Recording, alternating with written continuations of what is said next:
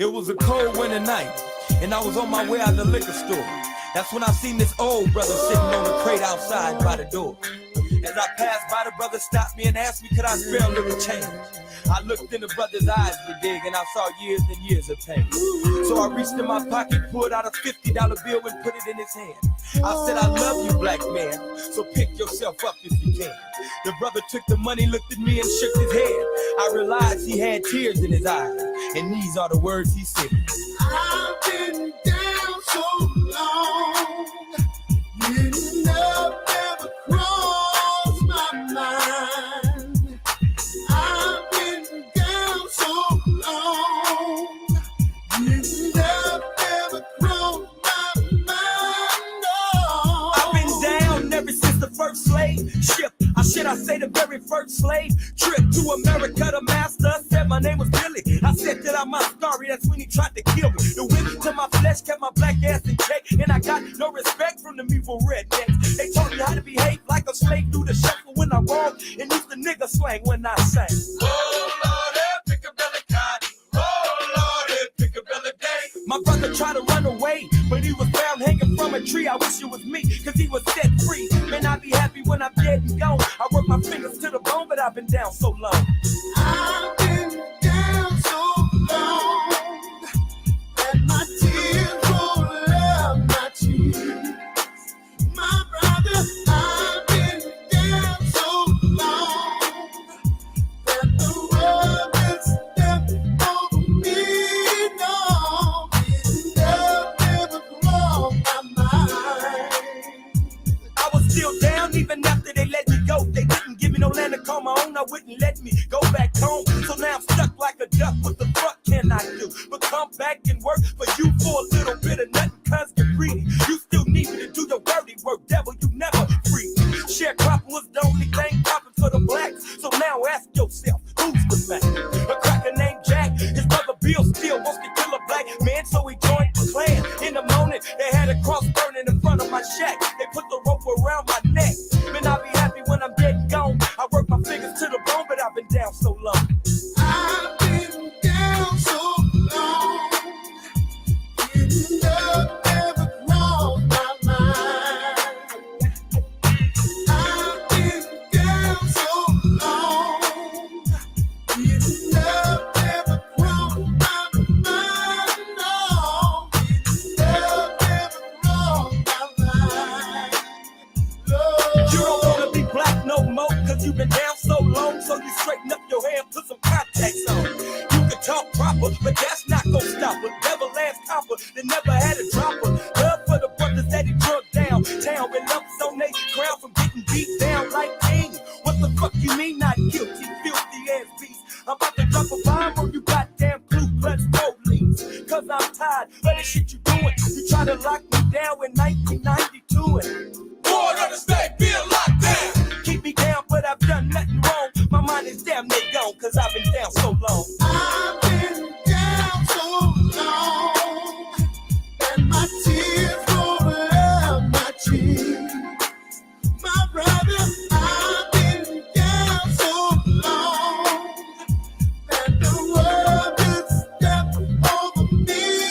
Yeah, I've been pushed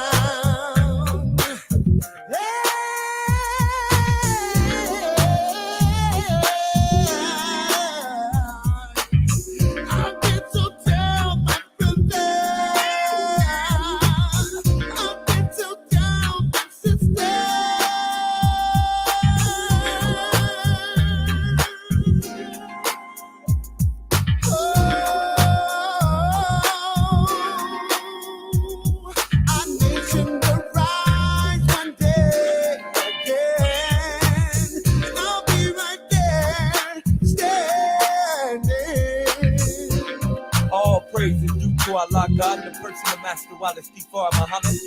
His messenger, the glorious, most honorable Elijah Muhammad. And especially for the remote control unit, the answer Muhammad, the select one, the master J. For these are the days where all of our tears shall be wiped away. Sajada Lahu.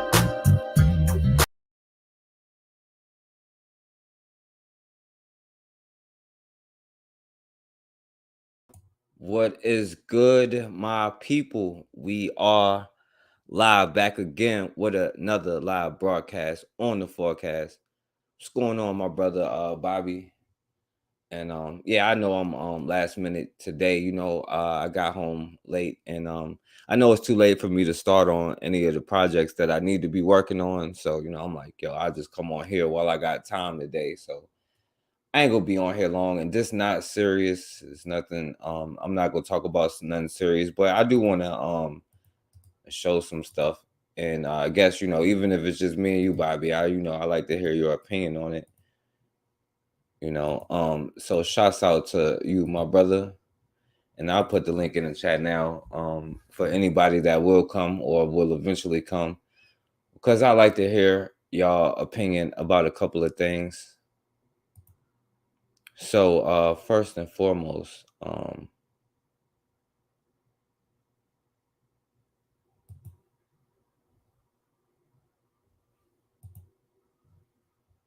right, so yeah, first and foremost, I'm gonna show this, what I'm saying, because I just found out, what I'm saying, that this brother passed away. So I'm gonna just play this just for a second. I don't know if y'all saw this, but this brother right here passed away today, I think. Lance Reddick. So we just learned today the actor Lance Reddick, known for his roles on The Wire and in the John Wick franchise, has died. Reddick was a regular on the HBO series Oz before landing the role of Detective Daniels on The Wire. He's in the fourth John Wick film, which is set to be released in theaters next weekend. A representative is quoted as saying Reddick died suddenly this morning from natural causes. He is survived by his wife, Stephanie, and 2 children. Lance Reddick was only 6. Now I don't know what that means. He died suddenly of natural causes at the age of 60. All right, he didn't look too out of shape either. Yeah, Bobby. Yeah, I was surprised when I saw that. I mean, they're talking about natural causes, and he passed away suddenly at the age of 60. But yeah, man. So I just wanted to play that. It's a RP to this brother. We just learned today the actor Lance Reddick, known for his roles on The Wire and in the John Wick franchise, has died. Reddick was a regular on the HBO series Oz before landing the role of Detective Daniels on The Wire. He's in the fourth John Wick film, which is set to be released in theaters next weekend. A representative is quoted as saying Reddick died suddenly this morning from natural causes. He is survived by his wife, Stephanie, and 2 children. Lance Reddick was only 60 years old. Yeah, so man, RP to that brother. He was only 60 years old, you know what I'm saying? So that's pretty crazy, you know what I'm saying? Yeah, so I wanted to show that and say RP to that brother. So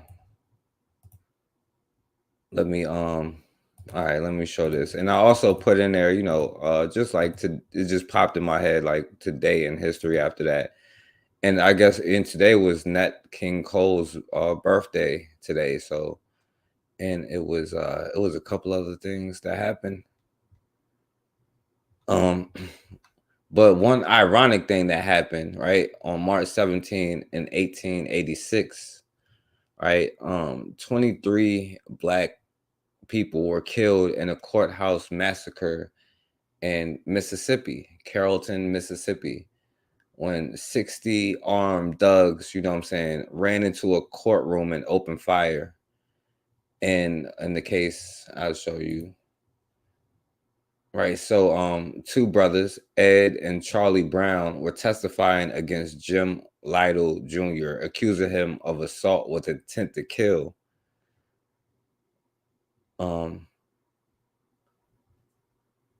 So they was killed in the courtroom, and no one was ever charged for that, And also in Mississippi, Medgar Evers' wife was born today, so you know what I'm saying. Shouts out to her, So and that's crazy because and I don't know if you heard about what just happened in Mississippi with this young brother here. You know what I'm saying? The family, and then like I said, man, I ain't even look into this case a lot. Shouts out to Erica for sending me this, and I got to show this for her. And I don't want to show a lot of bad or negative stuff like that, but I want to ask y'all questions about what y'all feel about other stuff. But check this out, man, because 1886, 2023, what I'm saying, like, it's the same thing, you know what I'm saying? Justice for Regime Carter. From the chanting Justice for Regime Carter. to these signs. From the chanting to these signs, it's the same. 1886 was so it's 136 years, right? 136 years. This is 101 years before I was born. And so everything's still the same. Justice for Regime Carter. From the chanting Justice for Regime Carter. to these signs. From the chanting to the damn signs and to the damn justice. Justice for Regime Carter. It's clear that family members and friends want someone to be held accountable for the death of 25-year-old Regime Carter. This was not a natural death. This represents a young man who was killed. Well-known civil rights attorney Ben Crump gives the gruesome details on how the Jefferson County man was found. His head was severed from his body. His vertebrae, his spinal cord, was in another spot they discovered away from his severed head. They have recently found remains that they believe are also Regime Carter. Carter was last seen outside a Super 8 hotel at the beginning of October in Laurel, which is half an hour from where he had been contracted to work in Taylorsville at Georgia Pacific. Remains believed to be his were found on November 2nd. Those close to Carter say, now he was out of town on some contracted to work, and he was outside of a Super 8, and who knows what goes down out there. Yo, what up, Sankar? Yeah, I know, man. I don't want to show these kind of stories, but like, I mean, damn, and I got to show this. Erica sent it to me. What up, Bakari? And this is Mississippi, and I just showed y'all 100 years ago in Mississippi what happened, and where the white thugs ran up in the courthouse. But now, this young brother was outside of the Super 8, just being out of town, man. This is what I'm saying about being prepared, though. Listen, man, we had too many casualties, and you always want to be prepared. And this includes me. I need the same talks and, motivation, but you know what I mean? Beginning of October in Laurel, which is half an hour from where he had been contracted to work in Taylorsville at Georgia Pacific. Remains believed to be his were found on November 2nd. Those close to Carter say he was being threatened by people he knew. He was dutifully and gainfully employed, just trying to make a living for his young child, and ends up dead, chased by what we believe to be white supremacists, a lynch mob. In fact, Carter's mother, Tiffany Carter, says he even let her know about it during one of his last text messages to her right before he went missing. He said, me and the owner of this company not seeing eye to eye, mama. His name, which I can't say at this time, but if anything happened to me, he's responsible. And that's something, and it's because of litigation, right? Because they're investigating themselves. But man, forget all that. Put these people on blast and make them pay. Me and the owner of this company not seeing eye to eye, mama. His name, which I can't say at this time, but if anything happened to me, he's responsible for it. I'm too smart, mama. He got these guys wanting to kill me. But they say what's even more alarming is the fact that someone attempted to use Carter's credit card even after it was determined that he was dead. And we believe that is a big clue. Think about it. That's a big clue. The person who had his credit card is likely to have encountered him while he was alive. And it shouldn't have to be this difficult. Well, Blue's Clues over here investigating. I mean, I thought it was obvious it's been a long time, and the same thing been happening. I just showed you 136 years ago, the same thing happened in Mississippi, probably within, like 10 square miles of this situation. For this brokenhearted mother to get answers. All right. So let me show y'all this, man, because I wanted to show y'all before, because this the thing that I really wanted to show, because this one was crazy. I'm like, yo, what the hell is wrong with black people? And I showed y'all this, but listen to this damn story here. Okay, so here on YouTube, Brevard.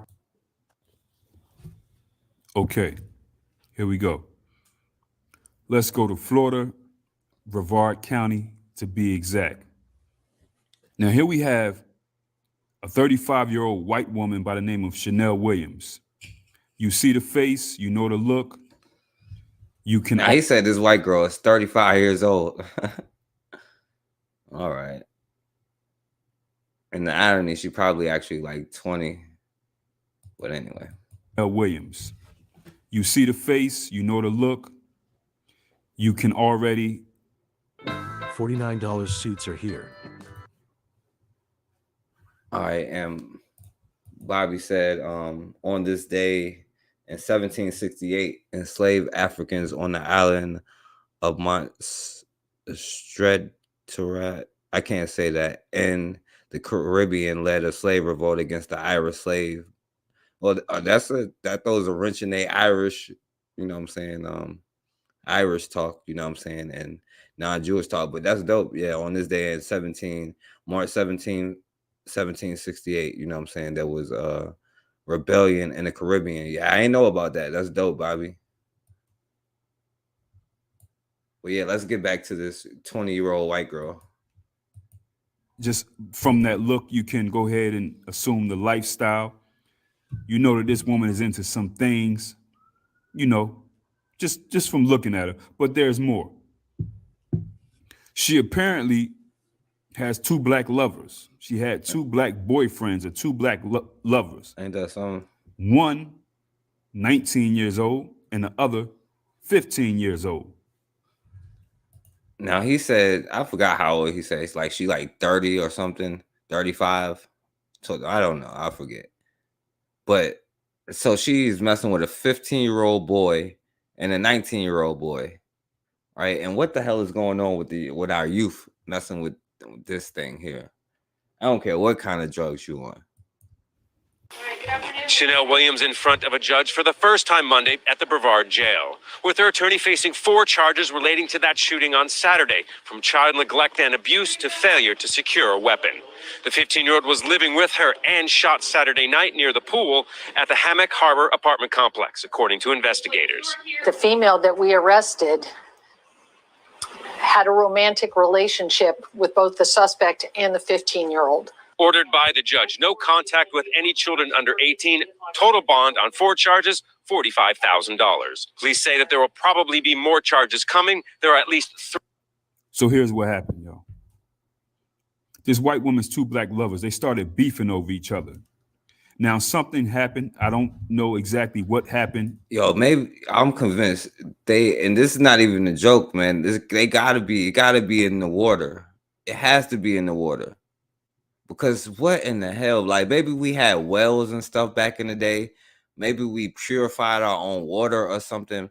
But something is in the water, because there's no way that we lost all of this just because of integration. It got to be like the food, the water. Something is wrong, seriously wrong here.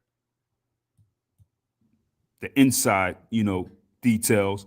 But the 19-year-old lover shot the 15-year-old, okay?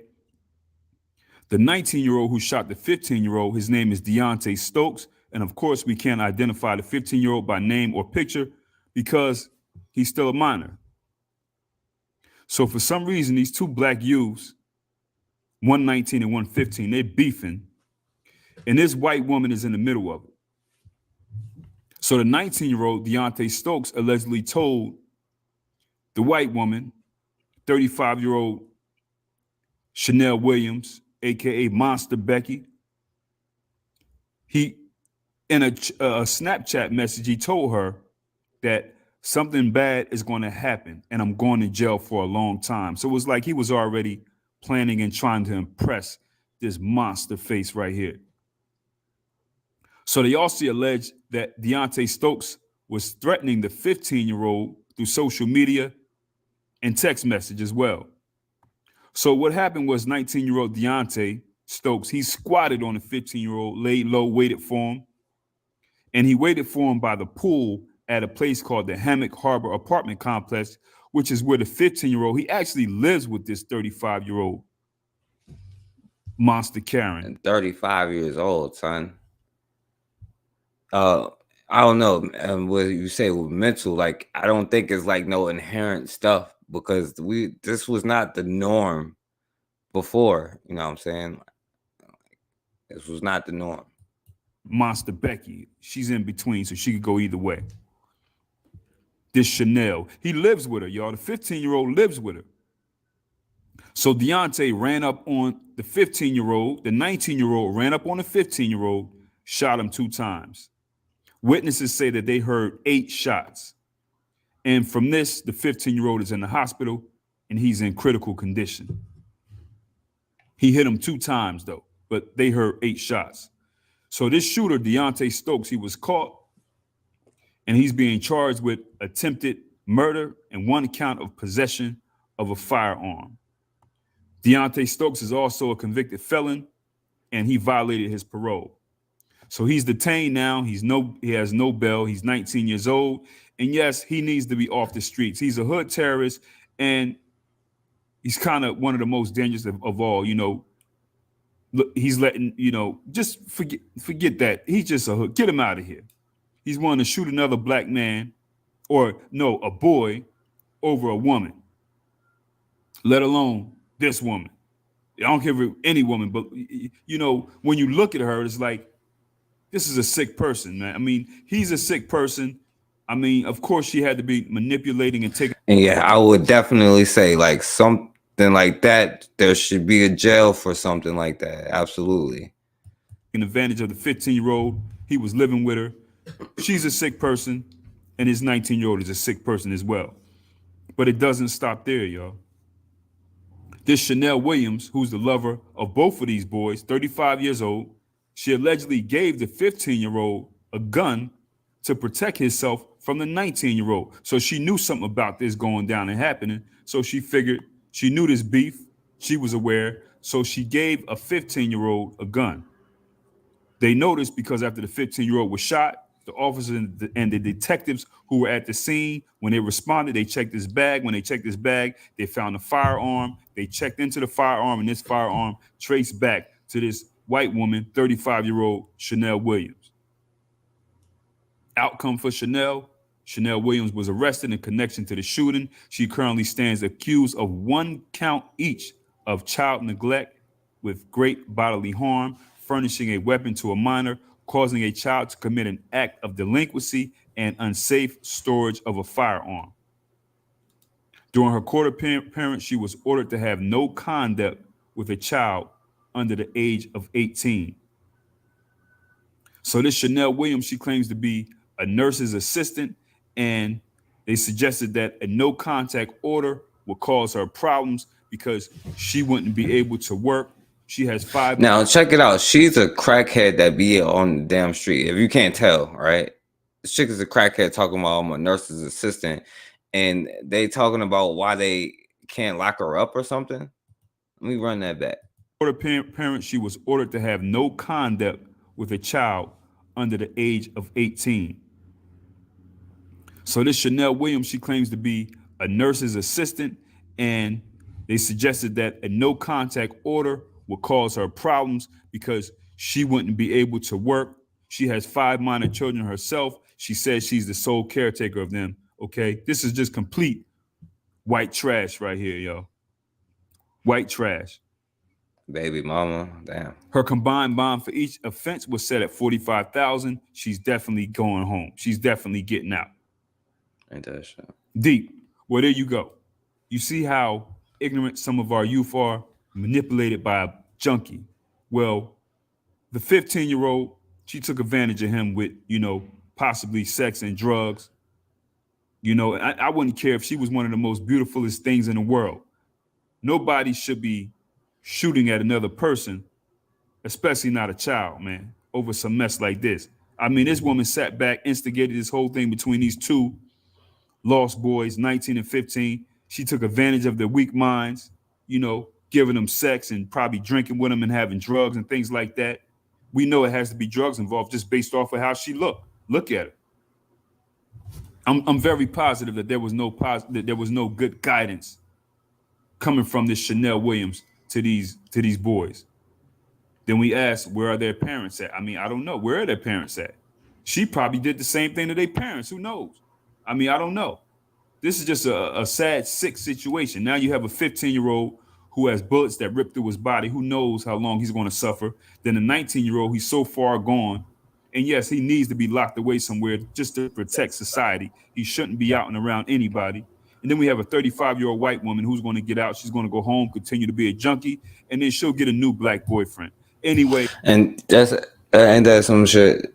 All right, she 35, right? This 30. Now I'm almost convinced that when you was traveling the world and seeing this cave-looking creature, like you were like, oh man, I gotta have that. And this is the side effect that we still have today, right? But like, yo, it's the home structure, right? Where are these youth's parents for this situation not to even be possible, right? A 15-year-old is living with this white bitch, you know what I'm saying? And she giving him a gun to protect him from the 19-year-old. And while he, in the hospital fighting for his life, this young 19-year-old probably going to be locked up forever, right? And she's going home and probably restart the same cycle over and over.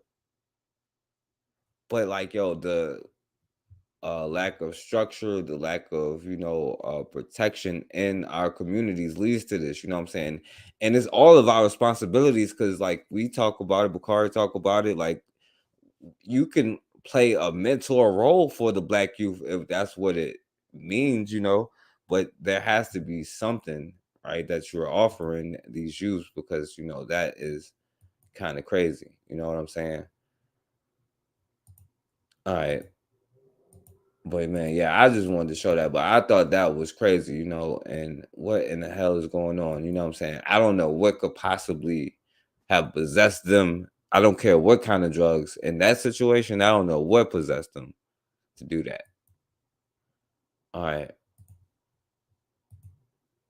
So, oh yeah, man. So this white dude, he went on a longer rant. So I'm gonna play some of this part, just go to the next thing because I want to show y'all something and then get y'all opinion on it. And spending a lot of time in Washington, D.C. I would drive by the neighborhoods with my parents driving the car where predominantly black people, in fact almost all black people live. And they looked so raggedy and sad, and their neighborhoods were so run down and miserable. I just thought, wow, what a horrible way for these poor, honest, decent citizens to live.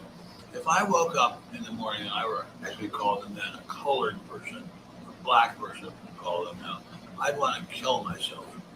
That was Now, some of us probably do wake up like, oh, I'm black, I want to kill myself because I'm black. But you hear what this white boy say. Say 60 years ago. And now, ladies and gentlemen, if I woke up and were a black person, I would think, well, I have every opportunity to go to a really good school. I have every opportunity to live in a really good neighborhood. I have every opportunity to get a really good job. The whole system is now set up so that I, as a black American, can have every chance at a good life. And that is incredible, unbelievable progress. It's never discussed in the media. All right, so we can skip all of the part about being mad about it. It's not trading places, Ben. And stories about public figures are fake in one way. Fake news, racist treatment from the Peacock class. All stories about public figures are fake in one way or another. The public learned a similar lesson about science, but it is taking longer to realize the human stories are pretty much all fake as well. Okay. All right, so you already know the deal. Black people like, what the hell is going on? They bring in their white allies to talk about this. What the hell is going on? you know, the drill. We like, you know, I personally don't care, but you probably gonna start hearing about what that dude says. But you know, in Florida, I know that we talk about the HBCUs and stuff like that, you know, but you know, the state universities in Florida is talking about banning quote unquote urban fraternities, right? So that goes along with the whole CRT thing, and it's probably just a trolling thing, you know, but it is what it is, you know. Now at 11, certain fraternities and sororities are wondering, would they be allowed on public university campuses if the bill that bans diversity and inclusion programs is approved by Florida lawmakers? Governor Ron DeSantis' office tells us those organizations will still be allowed to operate. On your side's Destiny McKeever is in the newsroom with an update on an issue that's certainly in the spotlight right now. Well, universities such as Edward Waters will not be included in the implications of House Bill 999 because it is a private university, but it does not mean professors and students there don't have opinions. We fight for those who are fighting for themselves as well as those who are not able to fight for themselves. So now you're telling us that we cannot exercise our voice. Jackie Slater is a professor at Edward Waters University. She's also a member of a Black Greek organization, Delta Sigma Theta. She says much of what she remembers about being a part of A Black Greek organization. diversity programs in school involves helping those who did not have a voice. She says the passing of House Bill 999 could hurt diversity, equity, and inclusion groups. Governor DeSantis says $34 million have been spent on DEI initiatives earlier this year. He says the money could be used in a better way. It's been used in the administrative apparatus of universities to try to impose not diversity of thought, but to try to impose uniformity of thought. And instead of inclusion, the people that dissent from this orthodoxy are actually excluded and marginalized. This bill would ban on DEI at any publicly funded university. It would also allow for professors' tenure to be called into. And they're basically saying diversity is illegal on college campuses in Florida. Review at any time. Slater ended our conversation reading a part of a poem she learned while pledging. From my Jewish sisters, and I did not help. They came from my Hispanic sisters, and I did not help. But when they came from me, there was no one to help me. Ain't that something? And it was backwards as hell. Listen to this damn quote. What in the hell is the colleges teaching these people? Like, when I didn't help my Jewish sisters, what you mean? Didn't help them sell you? Like, didn't help them exploit you? Like, didn't help them do what? My Hispanic didn't help them do what? You was, in fact, was the first one to help them, right? Before they helped themselves, right? And all of them is there and they got their own and they never reach back to you. And you look around and say, hey, where is my help? It's literally the opposite. What in the hell are they learning in schools these days? Like, this is colleges I'm talking about. This is a white college, I guess. My Hispanic sisters, and I did not help. But when they came from me, there was no one to. It's dumb They stuff. came from my Hispanic sisters, and Reading a part of a poem she learned while pledging. from my Jewish sisters, and I did not help. Oh, I get it. That's what you got to learn as a Black person, right? That as a Black person, you have to go help your other people, go spread the knowledge to the world, because, you know, as the 5%, we got to give the knowledge. Man, what in the world? She learned while pledging. From my Jewish sisters, and I did not help. They came from my Hispanic sisters, and I did not help. But when they came from me, there was no one to help me. And there had to be somebody modern that wrote that stupid stuff. But yeah, that's a dumb poem. All right. So we already know that. I'm gonna save y'all this 2023 thing to it. So I'm gonna put it in the chat if y'all want to come on. You know,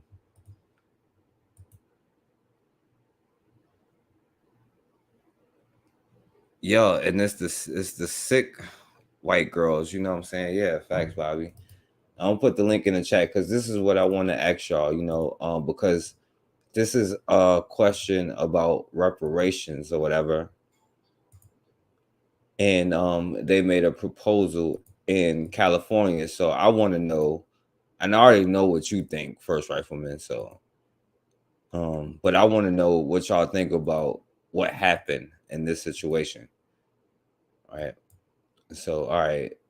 So y'all saw all of this, and I'm gonna spare y'all the getting mad and stuff like this. So check this out. In San Francisco, the NAACP rejects the reparations proposal. So let's check it out. Let's see if you agree or disagree. Francisco, the NAACP, National Association of Advancement of Colored People. Is that right, Ravana? Okay. They're for Black people and helping and assisting Black people. The NAACP has rejected, though, reparations for slavery, the proposal, money in the hands of the descendants of slaves. What goes here? Yeah, the Black Greek. NAACP has rejected, though, reparations for slavery, the proposal, money in the hands of the descendants of slaves. What goes here?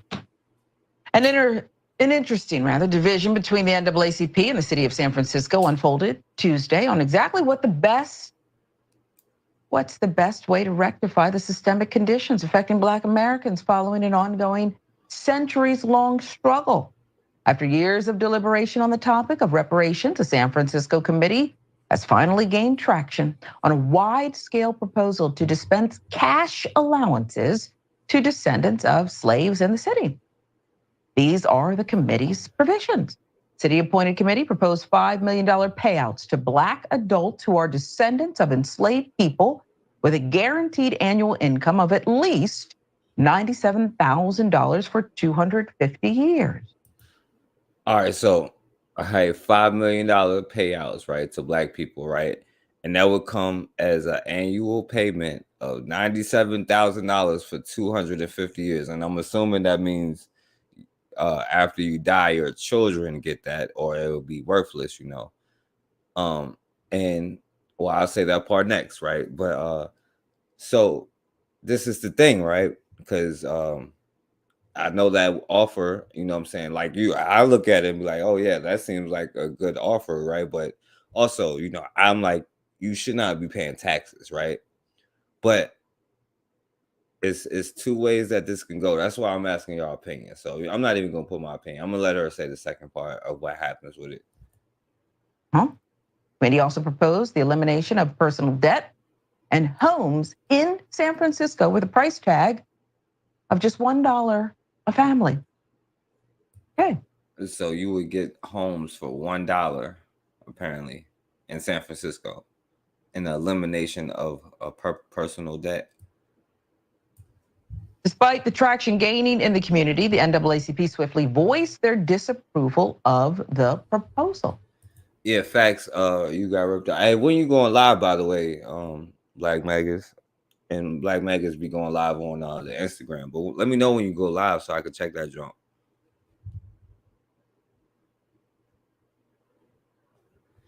Yeah, your great grandchildren will get some of this, but this is a couple of things because this is two issues. There's issues on two sides, you know what I'm saying, like for pro and con. But let me play it, and then the house thing, you know, and the debt thing. And I said to the team, "Who? I have some good news for you." So, Coach Danielle. My bad. But check this out, though. Took over out there. Is Candace Owen now the president of the chapter out there? Jason Whitlock, maybe? No. Put his picture back up. Now let's tell you who said. Okay, I got you, my brother. Nah, you don't want $5 million. Baptist Church pastor Reverend Amos Brown is a San Baptist Church pastor Reverend something Brown, and president of NAACP of San Francisco. NAACP president. He tweeted out his rejection of the proposal in favor of more system-oriented solutions. The tweet from Brown and the NAACP voice displayed their conditions of disapproval, mentioning several institutional concerns regarding healthcare, education, jobs, housing, and a cultural center. Now, listen, it may be me here saying this, right? It sounds like their issue with all of it is that, well, they want, you know, stuff like affirmative action and stuff with education. And I don't know what you could possibly get with healthcare, but it also sounds like they want it to be for people of color too. Like you can't just say black people. We need structural things that will help all people, right? So we don't want that at all. That's what it sounds like to me. I don't know. Here's the response. There have been those both in large support of the proposal and those harshly critical of it. Those more critical say it's simply too economic. Okay, I got you, Bakari. Oh, first rifleman. Bakari said he backstairs. Oh, he said free out. What up, first rifleman? Salute to you, Forecast. Wow. Craziness all around, man. Yeah, definitely. Yeah, you know, if you had any thoughts on anything I showed, and then, you know, or if you got thoughts on this too, or whatever you wanted to say. That sick white woman, if I was running the state or the judiciary, I would have executed her, but that's just me though. Yeah, I feel you. I feel you on that. But it sounds like she's like getting a bond and probably gonna be out soon, you know. Well, let's just be honest, like not only is she a white woman, but today's day and age, like women can't do fucking any wrong, so that just goes more in her favor. You know, she's a whammon. So no matter if she rapes children and sets people up to kill each other, whatever. Right. All right. So, and what do you think about this? You heard about San Francisco, the $5 million reparations thing? Yeah, see, look, when I say white supremacy isn't our biggest problem, and people say like, "Oh, you're cool, you're crazy," and it's just like we do shit like this. You know me, how I feel about cash reparations. Okay, I'm not a fan of cash reparations, but I mean, if Not they're literally they're coming with a sack of cash, and they just literally like a helicopter, like the Federal Reserve does to the white bankers, like a helicopter. You know, just put all that cash out. Like I'm not, you know, I'm gonna disapprove because I know where the money's gonna go. It's gonna go back to white people and Jewish people. But whatever, you know what I'm saying? It's cash in the hands of black people. Whatever, it is what it is. But then some Negro comes along that just says, "Nah, just no." I don't know. That's just crazy to me. So no, but I mean, first of all, $97,000 a year for 250 years sounds pretty good. Sounds tempting, don't it? I mean, yeah, it sounds tempting, but I don't like. I'm not convinced that's gonna lift us up. That's gonna uplift us. You know, because okay, I'll say a couple of things. So and keep going. One thing, the quality of the people receiving the money. What percentage of these people are actually gonna put it to work for them instead of doing it through consumption? You know, capitalist consumption. You know, what percentage of black people are gonna actually invest and build something for the future? You know what I'm saying? So my concerns are there. And then the other thing, we we just have our own people in our own way. You know, it's just sad. Literally, white folks wanted to do it, or it was gaining traction, like the woman said, and the Christian pastor put a stop to it. Yeah. It's crazy to me. Yeah, I mean, I hear. So, I understand. like, I I'm not gonna understand. say no to free money. Yeah, I understand what you're saying. But I disagree with you. I think that you underestimate, even like they might not be race first, but how many people are willing to make some, like, you know, create industry for themselves. Like how many Sorry, people. I'm in the car. My Bluetooth is messing up. It's turning back Okay. on. Sorry. Yo, you can hear me now? Well, I guess he can't hear me. But I disagree with the point you were saying about because how many people want to create their own business, and you know they just lack the funding. Like, yo, people want that, like, yo, they may not be like, yo, I'm black first or straight political, but they be like, yo, I want my own such and such business. You know what I'm saying? Like, I talking to a brother, he was like, man, I'm working to get my own dump truck.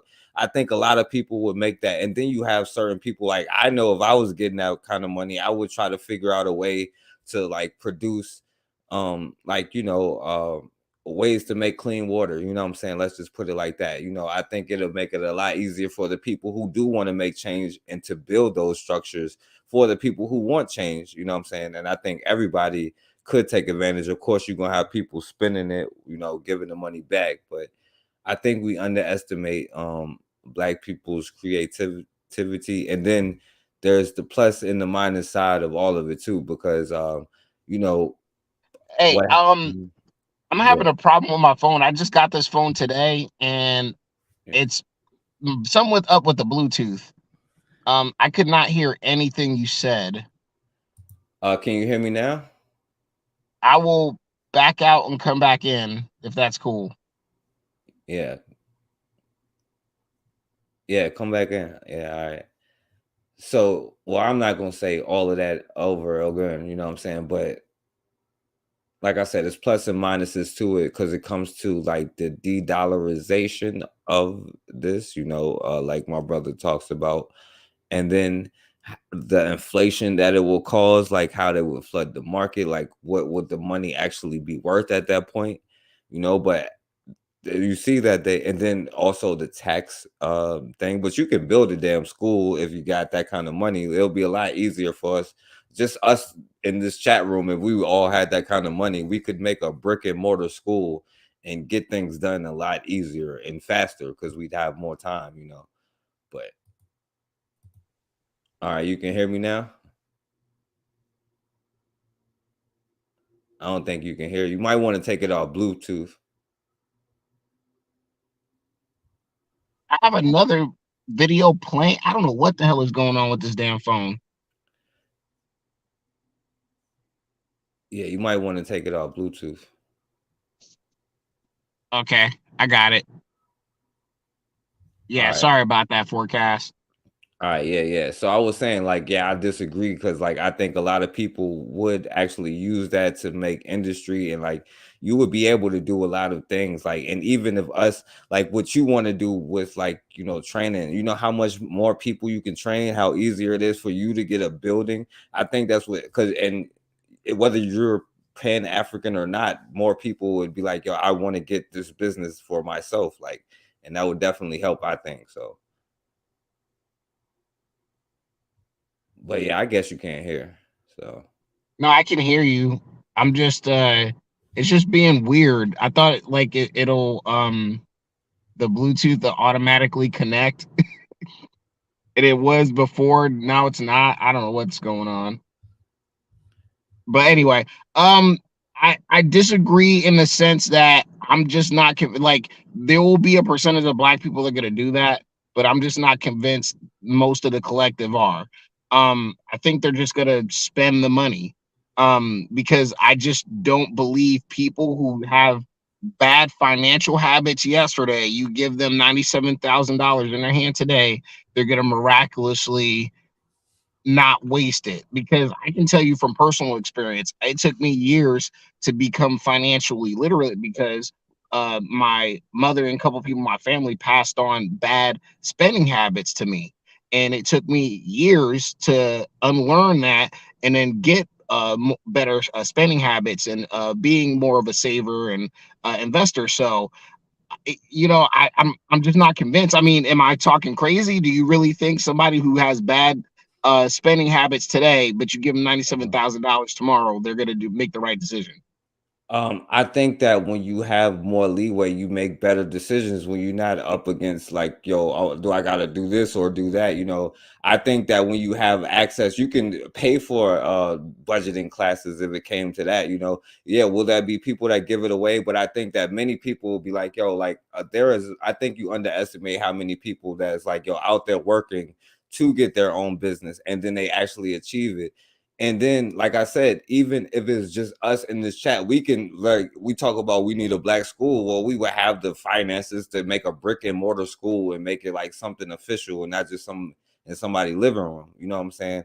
And like, if I was getting that, I would have the finances to put into like developing something that can like help with clean water, or to like, develop, like you can put money into certain things, you know what I'm saying? Like, so you would still make advances for the collective, you know what I'm saying? I think that a lot of people is on some integrationist kind of stuff, so it would be within America. But that's just my opinion, though. Well, see, that's the thing about it is that's why I'm not convinced that money's gonna help a whole lot, because like you said, you're talking about integrate, like we're gonna damn sure be integrationists and give it to other groups of people. We're gonna go right to the Chinese shop. We're gonna get our women are gonna get their bundles. I hate to bring out the cliches, but Black folks fulfill these stereotypes, unfortunately. Not all, but enough to where people are gonna be, like I don't I don't know. I just see Jews and white people rubbing their hands together like Birdman as soon as we get reparations. Well, if that's the case, they would be quick to do it then. So I would say let them do that. But like I said, because even if you get somebody who's helping with clean water, that's still a positive thing that is going to help us. But like we just disagree on how many people. It's just I think more people are going to be like, yo, I want to get my own shop. You know what I'm saying? I could be the. I think a lot of Black people like, yo, how could I be the supplier at that point when you got the resources? Like you talking about a group of people who is like let's be real, like economically is like hurting more so than other groups, and especially with inflation right now. You know what I'm saying? Like people got to decide what they got to do. Like when you don't have to make certain decisions, then you don't have the same kind of results. You know what I'm saying? You change your environment. You don't have to live in the hood. Like you're not going to be just like, who's just going to voluntarily live in the hood if they had the finances to do that? Like I that's what my opinion though. The ghetto and the hood is a mental state, sir. Yeah, and what is the mind state? It's poverty mindset. Yeah, and you can still have a poverty mindset with a few sacks of cash in your hand. Yeah, you could, but it's unlikely. You know what I'm saying? Well, you got not set, but like I said, assuming that it stays $97,000 a year for 250 years. Over 250 years, I'll learn how to invest my money again, right? So I'll figure it out. Man, okay. Forecast. You seen the statistic when a lot of poor people who win the lottery within years they're broke again, and I'm talking about multimillionaires. Okay, they win a huge windfall, and it's all gone within 5 to 10 years. Just like an NBA player or an NFL player. That statistic. So it's just like the same thing's not gonna happen. Well, obviously not in this case. Maybe it happened in 251 years, but now at least we're not 250 years. So, but like when you keep saying that, like, yo, there are people who like, because even when you talk about with the taxes, like, they cut that money, like, yo, the taxes after once you get that money is not what you win in the first place. Then on top of that, yeah, some people trick their money away. They might buy a car, they might buy this, or they might buy that. But like I said, there are a lot of people who are working every day who because winning a lottery is like something that is rare. Like when everybody is doing something, how many people have a mindset just to like, yo, I need to work to get this. You know what I'm saying? Like you have that mindset. Like it's not as rare as you think it is. That's all I'm saying. I'm not saying that it ain't people out there who ain't going to trick it up, but at some point, like you're going to be, you know what I'm saying? Like, especially if it's like per year or whatever, like, I don't know, bro. Like, but I would say with inflation and everything that it would cause like maybe that, but I don't know, man. I mean, everything that is like, yo, HBCUs, what is their problem? Well, lack of funding. So they have to compromise. We have to compromise for everything. Like, you don't think that it's going to be like people like Bakari that's putting a lot of money in HBCUs? Like that's not going to help. Yeah, but we don't have enough brother Bakaris though. Oh yeah, what up, Like I know, like if I knew there were like, say if Southside Chicago had 25,000 brother Bakaris living over there, I'd be like, you know what? We need more reparations than what you giving us, white folks. But you got people like Sean King, that black man. And you got people like black. Patrice Cullors and people like that promote, pookiness. I don't know Who is Huh? Patrice? Who is Patrice? Whatever you said. Patrice Cullors, BLM, by the lesbian that runs BLM. Okay. Yeah, so there's like those people out there, you know, Democrat, you know, city council members in places like Detroit, and I'm not saying every single one of them are like bad, but it seems that they're more used to the victimhood mentality. That's how they get promoted, not promoted, but voted into office. So it just seems that it's gonna be all the same people that we're looking up to change their ways. The the same people leading the community, now they're a little bit richer. It's not, we'll probably get maybe an extra park, and maybe they might clean up the street once a week or something in the hood, but we're still, I mean, now Bro, I'm just you saying, think like, there'll I'm just still not be convinced you would think there'll this. still be projects if everybody in the project is making $97,000, they'll still be living in the projects?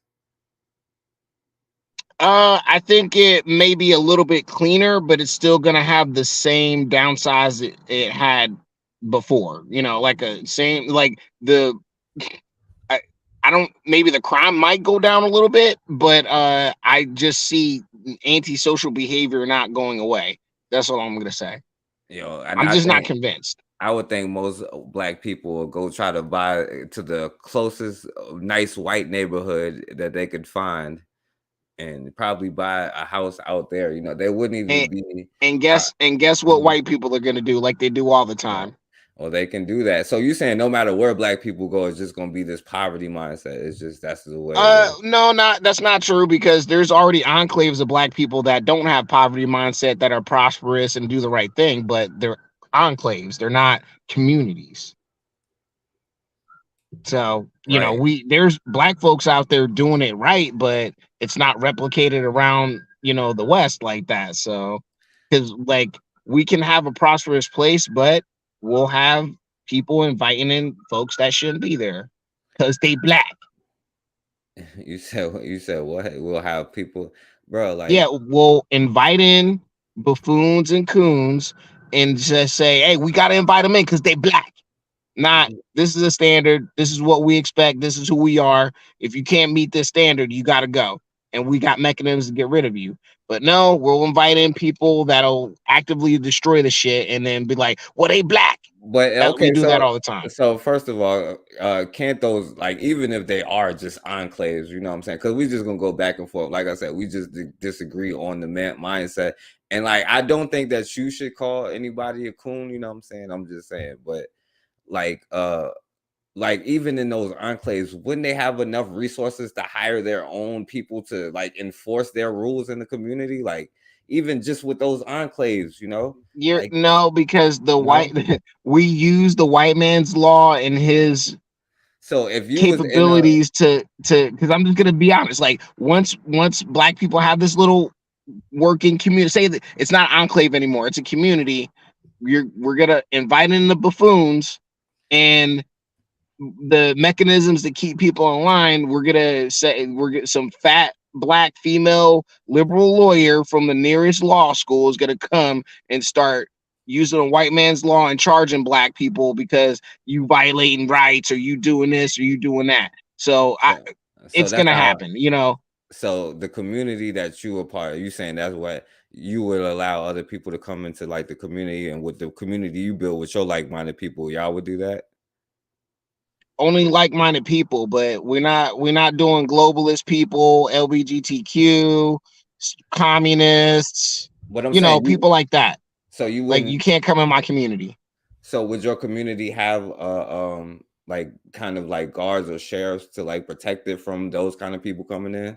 Well, see, me doing certain things like taking over counties and parts of states, it's a long project. So you're gonna have to get families, it's called families and youths involved. So you're gonna have to groom dozens of kids that want to be police officers, and then groom other kids that want to be in the judiciary, and then other people that want to just be in the infrastructure of the community to and that be in that fabric. So That's that's how you take this shit over, because you see how Mormons are, right? You see how they take over whole counties. Like, literally, it takes the state, like say Utah, it takes these people 20-25 years to root out these polygamous communities because they go in there, they take over, they vote in another sheriff, their kids become the cops and the county deputies. They already have people in the law school in the state that are, 100% with their cult, that are ready to just go right in and run for a DA, stuff like that. They have that infrastructure and that Man, but that's like, but listen, culture. that's not like really what I was asking you. But even with Well, that, that's don't that's you? how we take shit over. What are you talking about? No, So but that's that's what I'm not. saying. Like, so Well, okay, nobody can okay. come in and fuck But our shit listen, up. but listen, that's not what I was saying. I was just basically saying, would you not build something like that? Would you not do that? But even to do that, like I don't would you? build something. Right, and I just so you know that you're black. So yeah, that's at least one example of a black person who would do something. Because you're like, well, black people wouldn't do that. We just let everybody in. So I guess only you would have this. But for the build up, even to what you were saying, like for the build the infrastructure, do you not need money to build the infrastructure and to build the schools and to do all this stuff to build that community? And look, I hate to say it, but black power needs to be the black American religion. Okay, we need to look at what other groups of people are doing, and I hate to beat this dead horse, but people like Mormons, you have to buy if you want to be in the group and be protected. You have to buy in. You have to put in money, tithes. Black folks know what those are. Put Yeah, in we. that money in the bucket, and with good leadership, it doesn't get put in somebody else's pocket. It gets to buy property, businesses. But don't you think that they would be able to do that if they had the money to do it? They We would be. have people. We have the Nation of Islam that does a similar thing, but they spend it on big fancy cars to live in gated communities close to white folks. What Mormons do is they'll buy a Toyota and they'll buy a commercial property. You know what I'm saying? But Nation Islam will take your donation, your black donation money, and buy a big, huge European car. Okay, that's how we fail. Okay, and then on top of that, Mormons say, on top of you giving us money that we're gonna put towards our community, you have to prepare. You have to buy 1,000 pounds of rice. You have to buy 1,000 pounds of wheat. You have to buy. You Stop. have to prepare. Hold on. Because like, hey, yo, you went to the end. That was just a whole nother thing. You kind of No, no, all no. over It's the not. place. It's the But same wait, thing. but You. no, I know no, you're it is. No, it you're is moving the not. Because goalpost.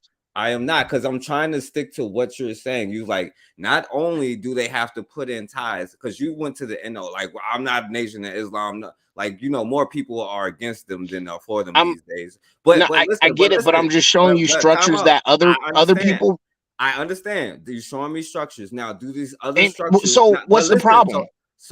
that's the question. So they'll do these other structures. You said number one, they require them to pay something. Isn't like economics something that's like what black people are on the bottom of? Like, so if they had more money, like with the Okay, reparations thing, when that's number one. Then you say you also require them to buy what, like land or something, or like what you just said, they require them to buy. okay. Forecast. Hold on. You said we're at the bottom economically.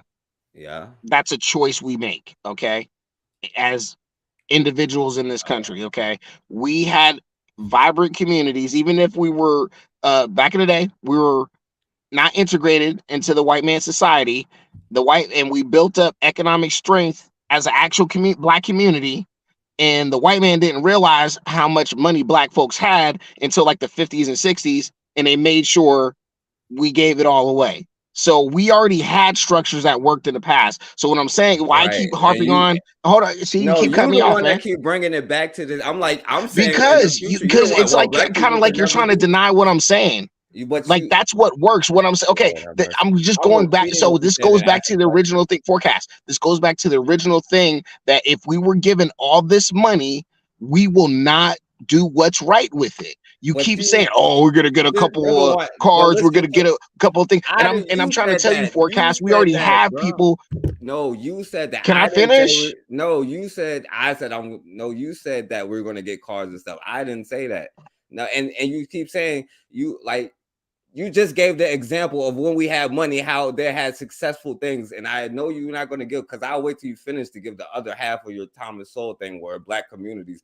But you're not going to mention what happened and how those black communities don't have the sources that they have, the resources that they have today. Because you keep going all over we the got place. we own Jackson, Mississippi. We own Jackson, Mississippi, and all we can keep doing is blaming the white man. The white man did the water. The white man did the. It's the fucking capital of a state, and black folks are in charge. Okay. Are in charge. Yeah, black people are in charge. Yes, not of they are in charge. Mississippi. Okay. Not in And guess Mississippi, what? bro. Oh, and Because I we've know. been through this Okay, I know the already. lowdown on the water situation over there. So I don't know if you want to go there. I know you're gonna call me, probably say, "Oh, Rifleman's being a coon again and showing out for the white man." But it's just like Yeah. Black folks don't like to take responsibility. It's So just that's just what it what is. is the lowdown? What did they do in Mississippi? What is the lowdown on the water? Because Please of break it down. mismanagement for many years, they went to a cheaper. They had a main system that purified the water, and then they had a backup system that's supposed to be a backup, and they let the main one fail, And and that then the was backup system and who was, was the it and who wasn't was doing the its job. one It's a backup system. and who made this So decision?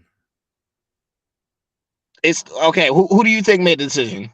No, you know the lowdown. I don't. You know something I don't know. I'm asking who made this. Black people Are you in sure? charge of it did not do the right thing.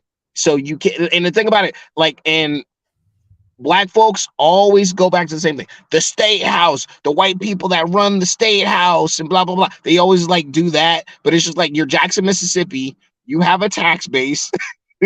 You can apply for federal dollars, even though I think they're getting some of that, because Joe Biden, came and saved us. Again, the white man saved us No, with to his federal dollars. Mississippi, bro. But No, because you're in wrong. all 'Cause but in all they didn't seriousness, give it to them, bro. They they didn't have give a it to tax them. base and they can put money towards fixing that. So, but they don't. So what happened to the money that they gave to Mississippi, bro? Why didn't Jackson get the money then? Since he saved them, so why didn't they get it? Was the black because it was not the black people who made that decision. If you know so much about it, even if you would have tried to blame the city council, which you cannot, and we're not gonna Nothing's act their like, fault. no, I'm saying that wasn't a black city council though, But anyway, the black people that made that decision, you know what I'm saying? If you go back to the thing, because we've been talking about the water thing for a minute, you know what I'm saying? But anyway, that's a whole nother thing, you know what I'm saying? Because The mayor is the worst. He's the biggest buffoon of them all. Well, now you're on to another thing because I ain't even. Well, I mean, that's just a comment. That's just a comment. I'm not trying to get on him. That's a comment. All right. Okay. So now we on Mississippi, but this is about California and but yeah, and that's so the thing, I'll stop saying I'll actually get off forecast and let you continue with your presentation, sir. It's just I'm going to be here and I'm not gonna allow black folks to lie to ourselves about what's going on. But you're not. You don't even know what's going on, bro. Yes, I do. I just asked you why. So why did Jackson not get the 800, the money that Joe Biden's saving us with? Why didn't they? Oh well, I mean, there's Game of Thrones parliamentary tricks going on. That's what politics are. So unfortunately, black folks ain't got that political sway like they supposed to. What can I say? White people are holding up. You just said white people are holding up white tax dollars. But you just said black people was the ones that did it, so they had the sway at first, but now they don't have the sway. No. What do you mean black people that did it? No. They begged the federal government for money, and Joe Biden had mercy on black folks, and even though that's money they did not deserve, other parts of the country seem to come up with ways to fix their water systems without always getting federal tax dollars. You do know that's not true. Like 200 cities got problems with the water, right? Like Baltimore just couldn't pay the money. Yeah, because we have a big political problem in this country where we waste money, even in white areas, and we don't spend it properly on infrastructure. We give it to consultants and people like that. We don't actually build anything in this country. Okay. Because we're corrupt. Who is we? We, United States of America, corrupt. Okay. Is that not true? Well, I don't know about the we part. I'm not, technically. When I say we, United States of America, all of us, you're a U.S. citizen, right? I don't know. Yes, we're a corrupt nation. Yes, you're a U.S. Are you Show me where that says that. Okay, so where are you a citizen of? Canada? Yeah, no, you're not a citizen. It's like show me in the law where you are. I'm not a citizen of the United States of America. Show me in the law right now. Show you in the law. Yeah, because you're not. Because that's a whole You're nother saying topic. weird stuff right now, Forecast. I know it's weird, but show me in the law right now that you aren't. Where But it you don't have, I'll says, let you off the hook. Go ahead. Where it says what? I mean, I could give you the I have a answer passport. No, I have a I could give you, passport. So usually citizens of the United States, they have those. no, bro. Like I can give you like in turn, like you are not like technically you are not like a citizen doesn't have that. No, Okay, listen, so because a citizen doesn't have to have a voter's rights bill to allow you to vote, which they still allow. They still renew every 25 years.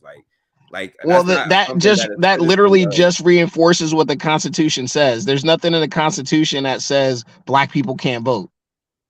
Are you sure? So the Constitution says the blackies can't vote. Yes, yeah. I mean, well, each state get to make their own thing, but each state. Yo, show me where each state gets to make their own law. But in the Constitution, you are only mentioned as 3/5 of a human. It says all men were created equal. When they say you created equal, no, they was not. They was not talking about you, bro.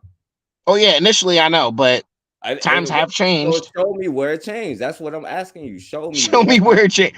I could give you the answers to make it easier, but I'm not. Okay, no, I got it. You're gonna give me your answer, but I have a passport that says I'm a United States citizen. I have a birth certificate that says I was born. I have a birth certificate that says I was born in the state of New Jersey. All right, so show me where it says that you're a citizen, bro. Like your passport. That's what you're saying. Your passport it literally says I'm a U.S. citizen. Okay. Yeah, you're not. Though, and by the Constitution, anyway. You know. So okay, so if you leave the country, United States, and another country's like, they look at your passport, they're gonna be like, you're a citizen of.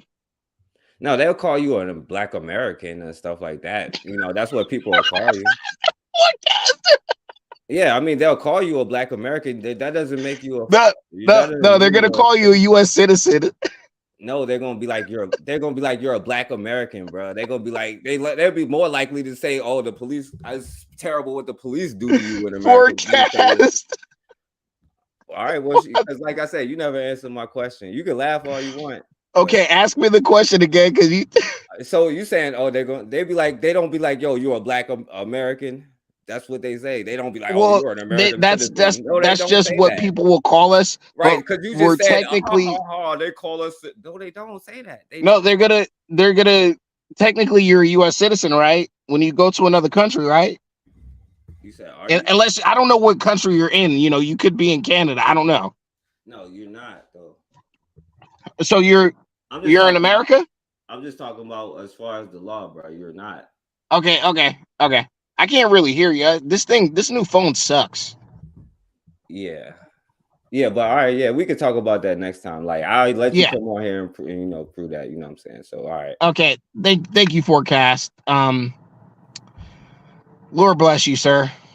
May the white Jesus bless you, sir. Okay. Well, where can I send a donation? Is you have to look in the description on here. I got the Cash App jank. I don't got the. Oh, okay. Because I don't think I've ever donated to you. I've donated to like everybody else except you. Oh yeah, I ain't tripping about that, but it's all good. I appreciate it if you do that. Would you accept money from somebody with my beliefs? Yeah, sure. Like, sure. Why not? Okay. I mean, yeah, I'm talking to you. I'm not mad at you. I don't hate you. We just disagree on certain things. That's all. That's true. Well, at least you're not afraid to intellectually spar with somebody like other people. So I'll give you that, because other people, they run. I think I know what you're talking about, but I feel you. But all right, man. All right, because I got to get to the second part of this, John, because I wanted to show you what the NAACP said about rejecting reparations. Because that's I'll be watching. I'm gonna hop off. Yeah, because we got all over the place trying to figure out how black people is so terrible. Oh And no, we you just kept dodging, ducking, and running, but it's all no, good. you're in Alabama when literally the subject is San Francisco NAACP rejects cat, and you're talking Well, I about was saying that to Alabama. prove a point. But you was wrong about the point because, and I don't want to go back down it, but what you didn't answer what happened to that money in a state where like somebody else got more money for a Oh, I gotta stadium. go. All right, yeah, I know.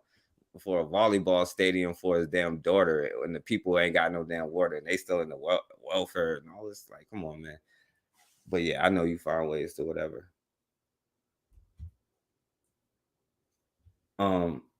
Yo, I know y'all think that, you know what I'm saying? Like, listen, it says that on, like, you know, I don't know about the passport thing, you know, I got a passport, but like, let me tell you, like, when it comes to why do you think that you get this? Like, I mean, damn, all we do is sit here and complain about the laws and what they're doing.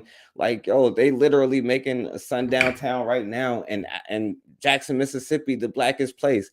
Like, you don't think that they can treat you like differently and they don't get charged for a reason? Like, come on, like and I ask you right now, because the real answer would be the 14th Amendment. You know what I'm saying? But if you look up the slaughterhouse cases, that makes a corporation more of a citizen than a black person. That's why I say this, because like if you literally look up the history of it all, you know what I'm saying? People bring up the Dred Scott case, you know what I'm saying? Now show me where has ever been overturned in a case law, anything. And if you pay attention, all of the law says persons, persons, persons. But the only time that you ever mention in their law, you was not a person. Like, I'm telling you, like, that's why you sit here and complain about disproportionate funding and why you don't get this and why you don't get that, and then why they can ban this and why they can ban that. And why we sit here and debate about whether voting, they have a literally every 25 years of voters, they have to renew. I think George Bush renewed it in 01, and I think somebody else renewed it. But they literally every 25 years vote on whether you have the right to vote, right? They don't even say, yo, indefinitely. They say every 25 years. I mean, I don't know, man. So anyway. Encumbering to the city, or they oppose the idea of reparations. Now, do you see why I asked you if Jason and Candace had taken over the NAACP in San Francisco? I think it's a fair question.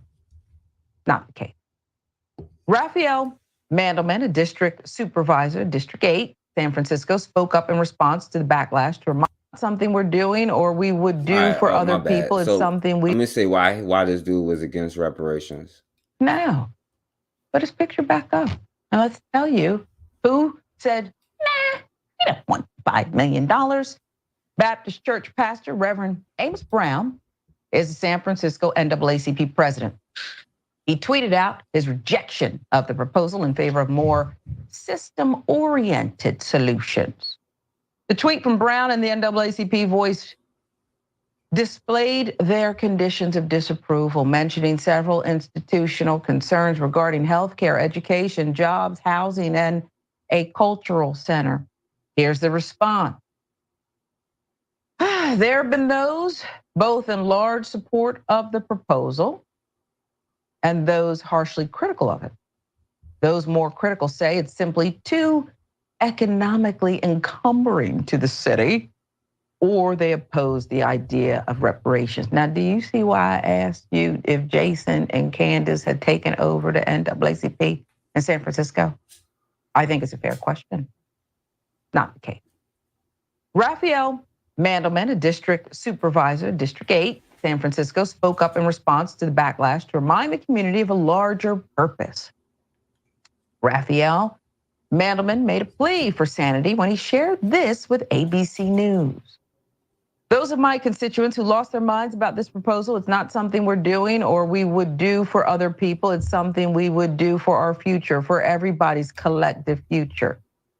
Now, I don't quite understand that quote either, but okay. Right. And yeah, I mean, I see what y'all saying. Mississippi, Georgia, South Carolina. Yeah. You must be Anglo-Saxon to be American. And let me say this, you know, because I know you would get on the FBA ADOS people, first rifleman at that, you know what I'm saying, for saying the same thing. But you do say America first rifleman. We trying to get that back to Africa's first rifleman. But I mean, listen, man. When you take the root out of something, then that thing cannot survive. You cannot take the root out of anything and that thing still survive.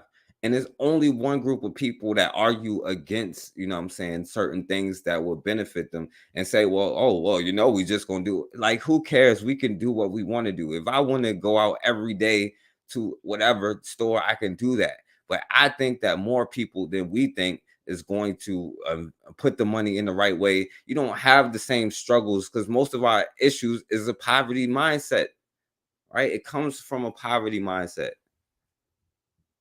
And if we know that our, like just 50, 60 years ago, that, you know what I'm saying, when we wasn't in this poverty mindset and it wasn't this integrationist thing, and we knew where our enemy was, and we knew that we wasn't citizens, and we knew we had to build our own because we can't go to their schools, we can't even get a piece of pie, right? It's a wonder how our communities was more put together then, right? But now we don't know who our enemy is, right? We don't know what we want to do. And you only tell half the story about, like, you know, Thomas Sowell, because he don't tell how those families got destroyed, right? He don't say how it was literally targeting them, right? He don't talk about the Highway Act. I'm not even gonna go to the destruction part. We're gonna talk about the Highway Act, where they put highways right through the middle of black cities, you know what I'm saying, and built projects on the side, right? Or the job situation where once they took away or destroyed them and built things right in the middle of these cities,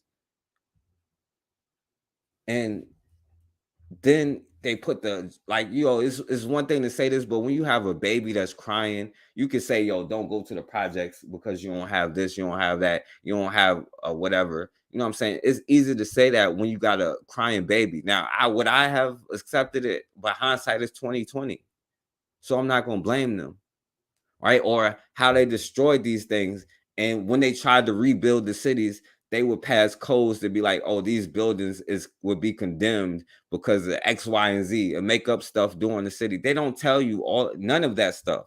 They just, well, black people used to do this and now we do that. No, that's just not how it worked.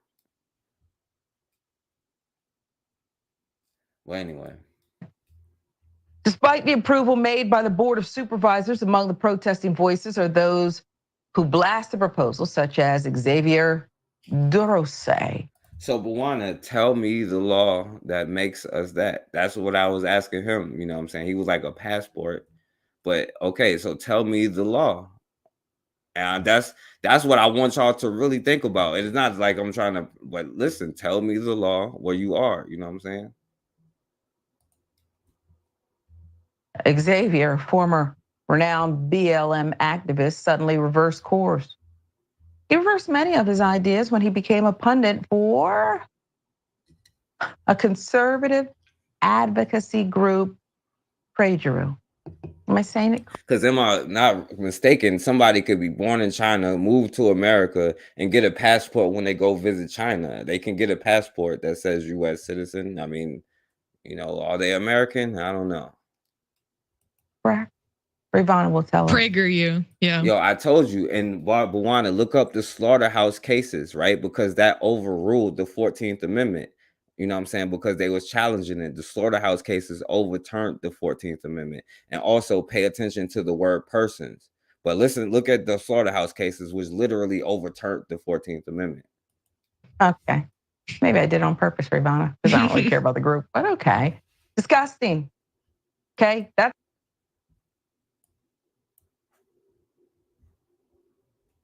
Yeah. All right, so let me show this, you know what I'm saying? Because now we talk about America, you know what I'm saying? Now check out what's going on in Ghana, you know what I'm saying? What they did, because they was building the LBGT resort, and I'm, you know, just wondering how y'all feel about this, you know what I'm saying? Y'all let me know, and shouts out to Erica for sending me this. I'll play this for Erica.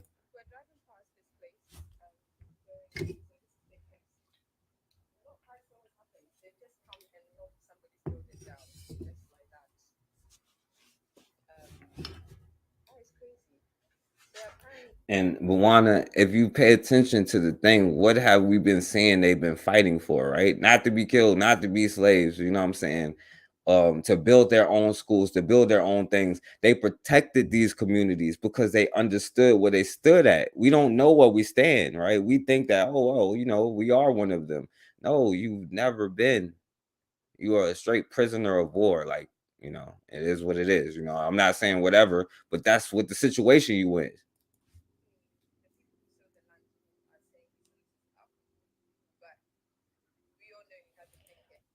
You say what? No, let's look up the slaughter cases. It does not get like each state does has the right to out like it does not protect citizens, quote unquote. It does not protect not citizen like you got to read the word and you know what I'm saying. It literally was a Supreme Court case, you know what I'm saying, and it made actually corporations persons, you know what I'm saying. If you look up how many people have sued, look up how many people have sued under the 14th Amendment and tell me it was it black people or was it corporations? Because corporations became persons after that.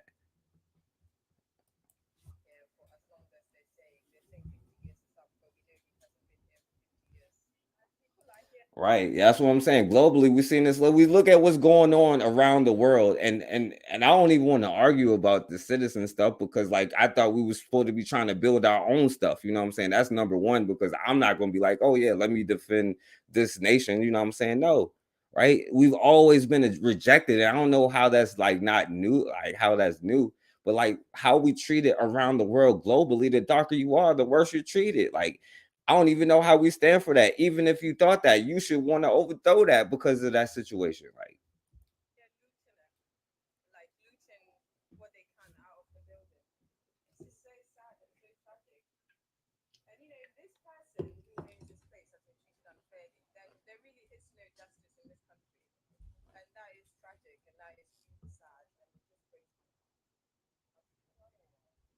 oh damn, I ain't even playing the video. My bad, y'all.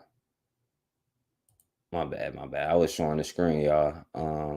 I'll put the all right, I'll put the link in Melanated Goddess, but all I asked y'all, you know, was, you know, to show the law, you know.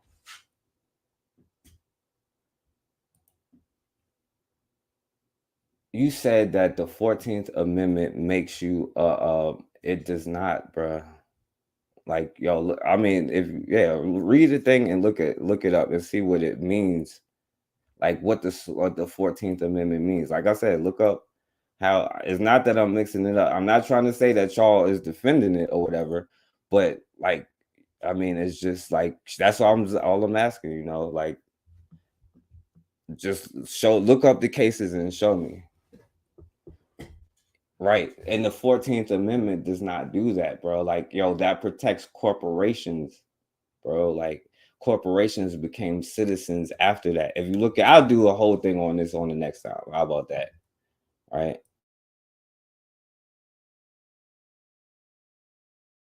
But y'all definitely got to start looking up these laws and the whole history of it, and then everything that happened after the law passed, and like you know how stuff is interpret because it's about how it's interpreted, bro. Like that's what you're saying. That's why they have all these court cases to say how it's interpreted. That's why they use such vague language on purpose. Like they do this in every single avenue. They do this with the laws too. You know what I'm saying? And like I said, I'll make that the next show. That you know what I'm saying. I'll let y'all show me, all right, and then I'll show y'all what I got. All right, so let me show what I was showing. Right,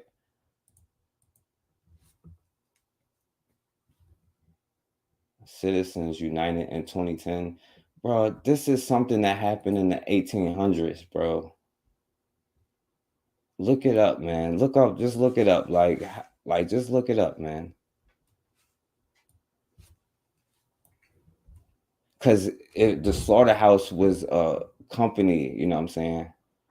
You're right, Raw. They fought for their humanity, like yo, to not be killed, right? You know what I'm saying? That's like when because I don't like when people say, "Oh, they fought for the right." No, they got killed while they was voting, right? And even then, you fight for representation, not just the right to vote between two races. and they fought them. They fought every step of the way to protect the communities they built.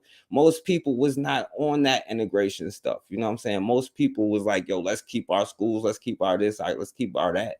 But like after generations, like we lost it.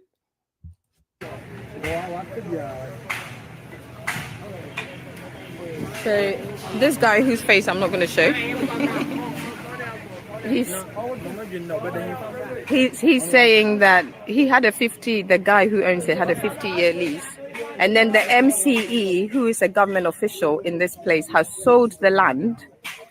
Right. That's what, like, yo, they use they interpret the law, and they use vague language so that they can interpret it. Right. And I mean, like, man, like, I don't know, man. So y'all saying that the Dred Scott case got overturned by that? Is that what y'all saying? I mean, because that's not the way that the law has been working this whole time in America. And has just turned up and is knocking the building down. There he is, the guy in the checkered blue and red. That's the MCE. Absolute disregard for justice. Okay, so yeah, and let me know if y'all agree with this. So Ghana authorities, right, destroyed an LBGQ whatever hotel allegedly, and I'm gonna let y'all. So I want to know if y'all agree. You know, I just want to know what y'all got to say, how y'all feel about that. If this is how authorities act in this country, then we're really in trouble. This is so bad, so bad. And look, they're trying to steal our roofs and the sidings and stuff. So what? They just turned up, no notice?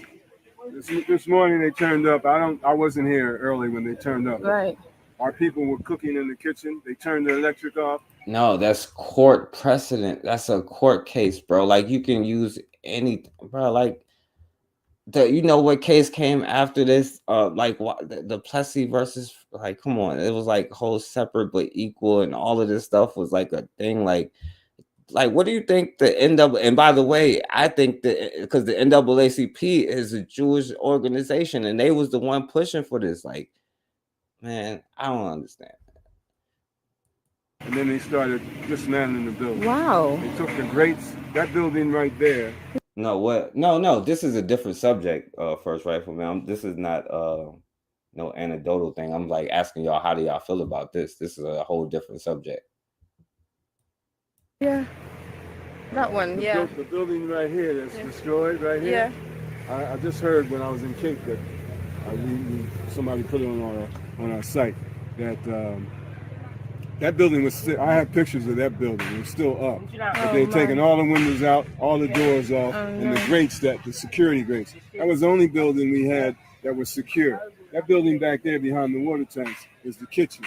So they were preparing food there this morning for the lunch that we do every day. There's a vegan restaurant that people order food from and come and pick it up here.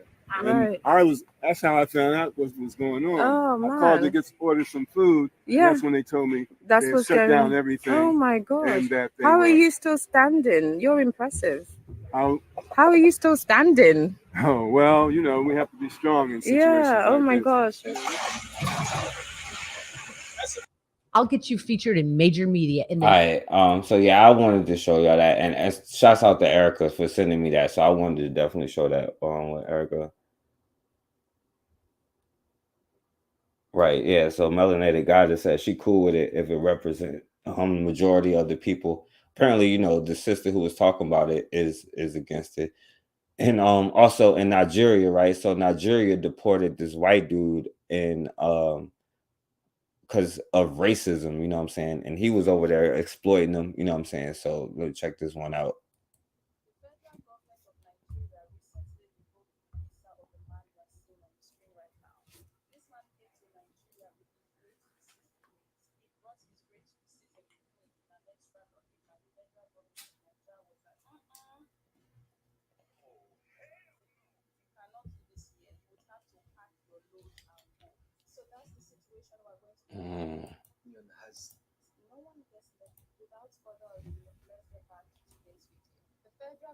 Oh, damn, my bad. All right, so I was skipping through it anyway. I wasn't showing it.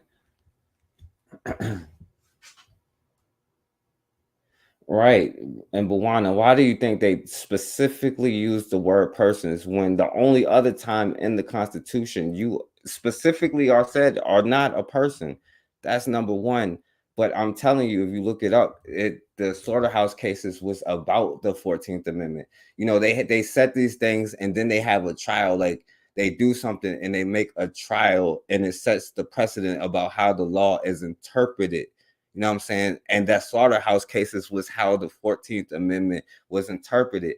And it says that, you know, no state has the like they can do whatever they want to do and don't have to whatever abide by that. And also the slaughterhouse was it was something about like because the like they was poisoning the water then, you know what I'm saying? And the slaughterhouse was a company who was trying to, you know what I'm saying, file a lawsuit, but they couldn't at the time. And that's how it became about the whole thing. I'll show it next time. All right, let me show this next thing though. Nigeria has revoked the visa, residence, and work permit of Roger Brown, a popular British businessman and investor in Nigeria. The federal government took the move over the allegation that the British business mogul racially abused his Nigerian staff. And this was disclosed in a tweet by Bashir Ahmad, the special. It was a federal ruling to, bruh, Buwana, you just gotta listen, man. Like, and Buwana, like, at what point makes you think that we've ever been treated like citizens, bro? Like, I mean, listen to what Martin said. Anytime that you got to march to get some rights and not be killed in the street, you know what I'm saying? You're not a citizen. Malcolm X said that back in the 60s. Like, it's not like anything like new or like revolutionary or nothing like that. It's just like if you look at the law, it does not say that, and it use specific wording for a reason as persons. You is never, and show me where it's been overturned that you is not 3/5 of a person, because that's the only other time that you're mentioned. The only time. The other times it says persons for a reason. Special Assistant to President Muhammadu Buhari on digital community. Yeah, for sure, Buwana. And come on next time. Come on the show when I do it. I'm gonna do it next time. Abused his Nigerian staff. And this was disclosed in a tweet by Bashir Ahmad, the Special Assistant to President Muhammadu Buhari on digital communications on Thursday, March the 10th of 2023. Mr. Ahmad's tweet reads, the federal government has revoked visa, residence, and work permit of Roger Brown, a British businessman and CEO of Seplat Energy PLC, an oil and gas exploration and production company based in Nigeria, over alleged racism, favoring of foreign workers, and discrimination against Nigerian employees. Reacting to the development, the former senator of Kaduna Central and chieftain of the People's Democratic Party, Shehu Sani, commended the development. His words read, racism in Nigeria. The revocation of the visa of the CEO of Seplat Energy PLC, Roger Brown, by the federal government over the allegation of racism against Nigerians in their company is commendable. You can't come to our country to make money and discriminate against our people. See, when I receive updates like this from my country, Nigeria, if I know. Yeah, so yeah, I wanted to play that, and I was like, I think that's a good thing. You know what I'm saying? Unfortunately, it's only one of them. Maybe we should step it up. What up, Shanique? For lack of knowledge, yeah, I feel you. And by the way, and I think on the next Black History thing, I'm gonna get to the 1790 Nationalization Act. You know what I'm saying? And I just talked about the Constitution and all that stuff ratifying on the last Black History lesson. You know what I'm saying? But anyway, what is this? Okay, so I don't really gotta play this. This is just Julius Malema saying what he said about said what he said about that. All right, so yeah, I mean, if nobody want to come on, we'll talk about that next time, and y'all could definitely come on. It's all good, you know what I'm saying? I definitely will, you know, think that'll be a good conversation, you know what I'm saying? But I know in America, right, there's always, even if you look at their debates, all of their issues, there's been the American question, and when they be like, Americans are suffering from poor, this and that. We know who they're talking about. And there's always the Negro question, right? What are we going to do with these Negroes? Because it's always a separate category when you talk about what we're going. And every debate since, even like, since Abraham Lincoln and them, and they named their stuff about, the Lincoln Douglas debates. That's what they call their professional debates. You know what I'm saying? Yeah, definitely. But yeah, they still have the Negro question of America. What are we gonna do? Like, reparations or not? You know what I'm saying? Black Magus, what up, my brother? Hey, I'm gonna let you go ahead and wrap it up. But I don't know, man. Maybe it's because of one of the classes that I'm taking right now with someone where we're covering his book, African Manhood in the 21st Century. I got the second copy, which is the second copy is what we're doing the study course on. I had the first book, and I didn't really get a chance to jump into it like I should have.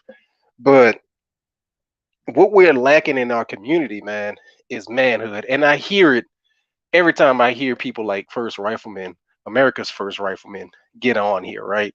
Like your identity politics plays greatly into who you give valor to, right? It determines who you want to be. And every time I hear him give any sort of word of politics or anything like that, man, you're not coming from a stance of a proud black man. Like we have to understand that until we identify with who we are, we're only going to continue to be confused following anybody else's way. Like I just don't get it, man. I don't get it. So before I read just something that I wanted to say, just wanted to get your thoughts on real quick. What is your definition? And this might be putting you on the spot at a very quick moment, but what's your definition of manhood? I would say that's a good question. I would say one thing that came to my mind is like responsibility, I would say courage. I would say just to want to be able to build something, create something, and protect that, that, and just have a strong presence, just a strong energy that don't let nonsense just get by. You know what I'm saying? If that's a good answer. I don't think that's a good answer, but No. I mean, off the cuffs, I feel like that's a good answer, and I appreciate it because when people are put on the spot, right, it's when they answer questions more truthful and honestly, because you don't give them a chance to summarize, to start thinking about things. When people start doing the then that means they don't know what they're talking about, and so now they got to start processing things when you should be able to just come straight off the cusp with what you want to say. And what I heard with what you said is good, because you know what I didn't hear you say? I didn't hear you say anything egotistical or individualistic, which is Eurocentric by nature. To be a man means you're not a man for yourself, you're a man for your community, for your people. And that's what I just heard you say. When and I told you about this on my Instagram when I jumped on Tan's live, what was that, like 2 days ago? And we were listening to this brother talk. All I could hear was European mindsets, and he kept saying that everything that he's doing is original thought, and us telling him that, and I think Melanated Goddess was in there, us telling him that Bowana was there too, us telling him that you wanting to go around and stick your wick in anything that moves is wrong. And he was telling us we're having a Christian Western mindset. And it's like, bro, you're confused as hell. Because first and foremost, ain't nothing Christian about this country. People keep believing that Christianity is the foundation of this country when it is not. And they were getting to the point of talking about, they have to be there has to be self accountability, right? I believe the topic for that program was who's the vanguard. And I mean, everybody is the vanguard, but I'll tell you, as Amos Wilson once said, a man must be threatening, particularly to his enemies, right? Like if your enemy is not afraid of you, then he's going to test the waters. He's going to see what he can do. As they say, they gonna come for the men in the morning, and then in the evening they gonna come for the. I'm sorry, at night they gonna come for the women. If the men who are supposed to be the first upfront protectors don't stand guard over our communities, we allow things to run amok.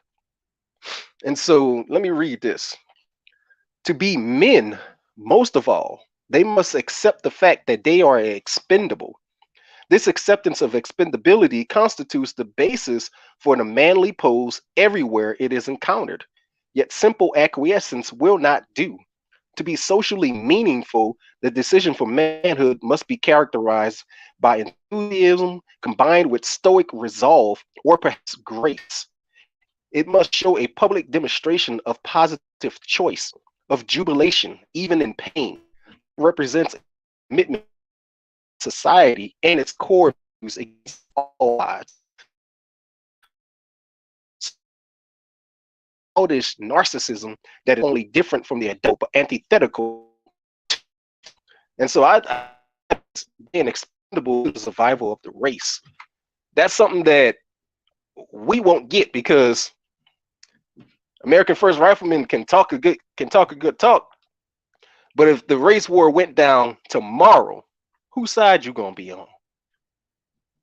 Where's your manhood at? You display malehood. And I'm not trying to say this to really just go after him.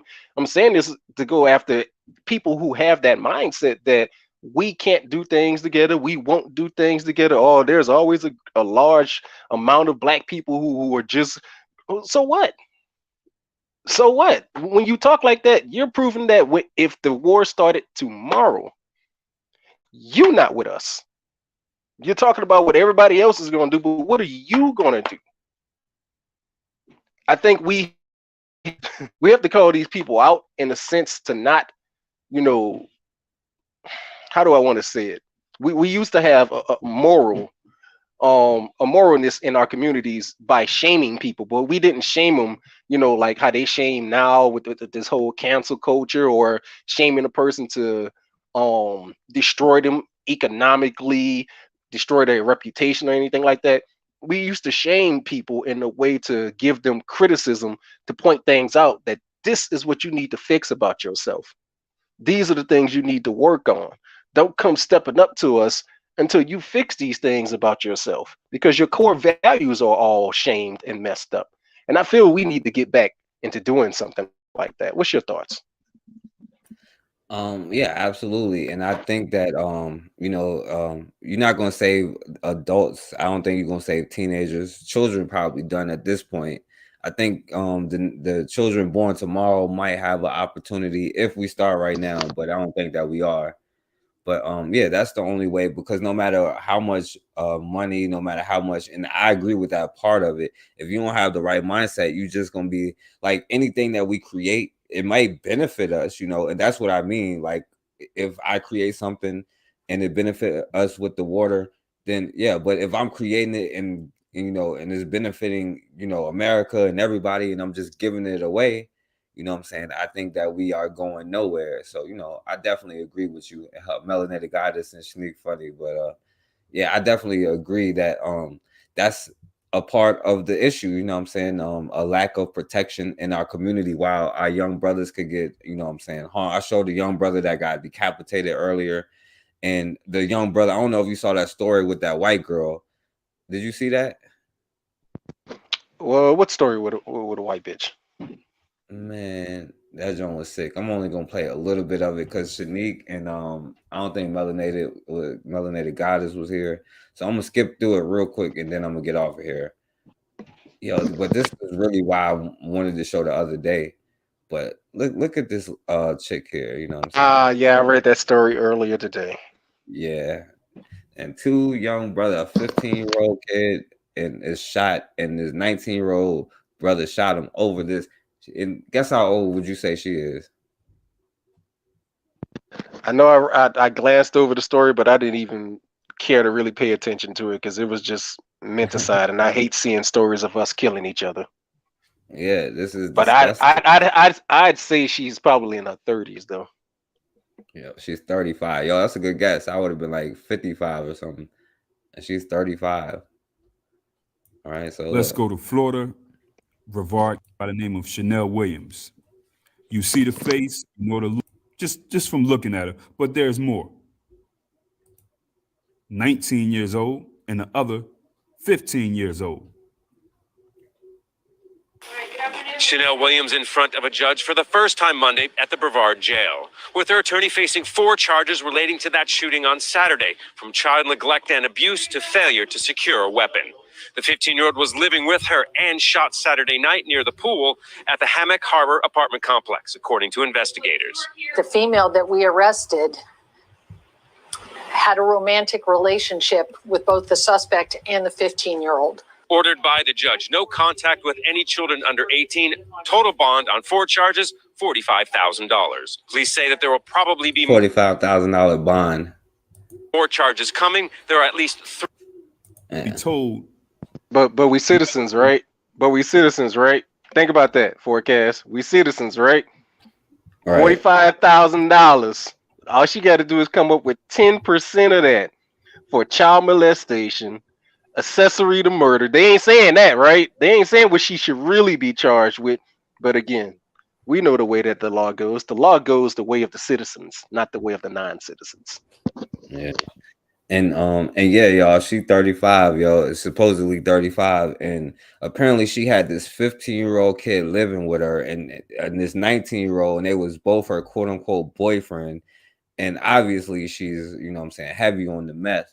But she got the 19-year-old hyped to go kill the 15-year-old and then gave the 15-year-old a gun. But the 19-year-old shot him, and now he was in the hospital, you know what I'm saying, laid up, shot up, and he locked up. And this white girl, you see, she just got a slap on the wrist, you know what I'm saying? And she's obviously out. But, you know, there's 2 young brothers fighting over this thing here, you know what I'm saying? I was definitely a white bitch, you know what I'm saying? 35 years old. You know what's a shame? It's Tyree Nichols. Because when it came out that the woman that the 5 black police officers, you know, beat him to death over was a white bitch, it was like, wow, really? Granted, they were sick.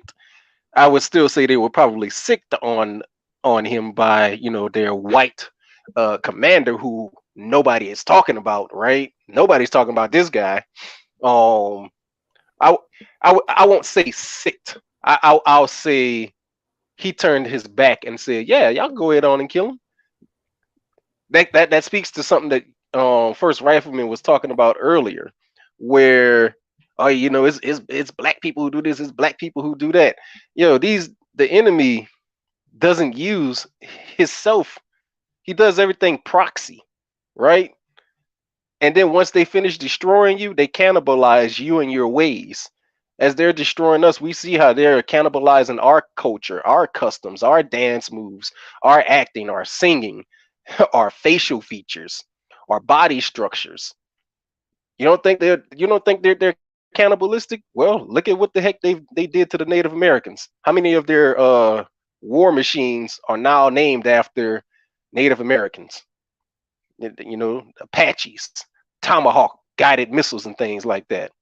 They just came out with a new weapon. I can't remember what it is. I just seen it earlier today that they're gonna call the Fallujah. Like after they've already gone to another place, bombed and killed the hell out of these people. Hey, now we're gonna take your name, cannibalize it, to turn it into our own thing. When it comes to AFRICOM and the push to get Africans to not unite with Russia, okay, who's the person that they got on the stage to say, "Hey, we have to stop this. Africa, you can't unite with Russia because if you do, we're going to sanction you." It was a black general. Rachel, the female impersonator named Rachel Levine, is going after the transsexual community while being the highest transsexual in the Biden cabinet. The Asians also have Asian people going after them that are pushing white agendas, but it's through an Asian face. Same thing with Hispanics. Like, this is their tactics. This is what they do. They don't have to do anything. They don't have to lift the finger. They do everything by proxy. So that when you see it, you're like, yeah, see, it's black people's fault. It's black people's fault. Like this reverend who turned down the reparations, right? You think he turned down the reparations? What power does that man have? When you talk about Mississippi, what power do black people in Mississippi have? If black people in Mississippi had power, trust me, I got family in Woodville, Mississippi, who I have visited quite often from the early 90s till the last time I went, which was about 4 years ago. Things only look worse. Yet there's no black politicians. The only people there who really even vote are the white people. Mississippi is a Republican state. Man, I could go on and on and on. If you don't understand the deep South, you don't understand anything about racism. You just don't. Yeah, it's definitely a lot, all that trouble going on in the red state.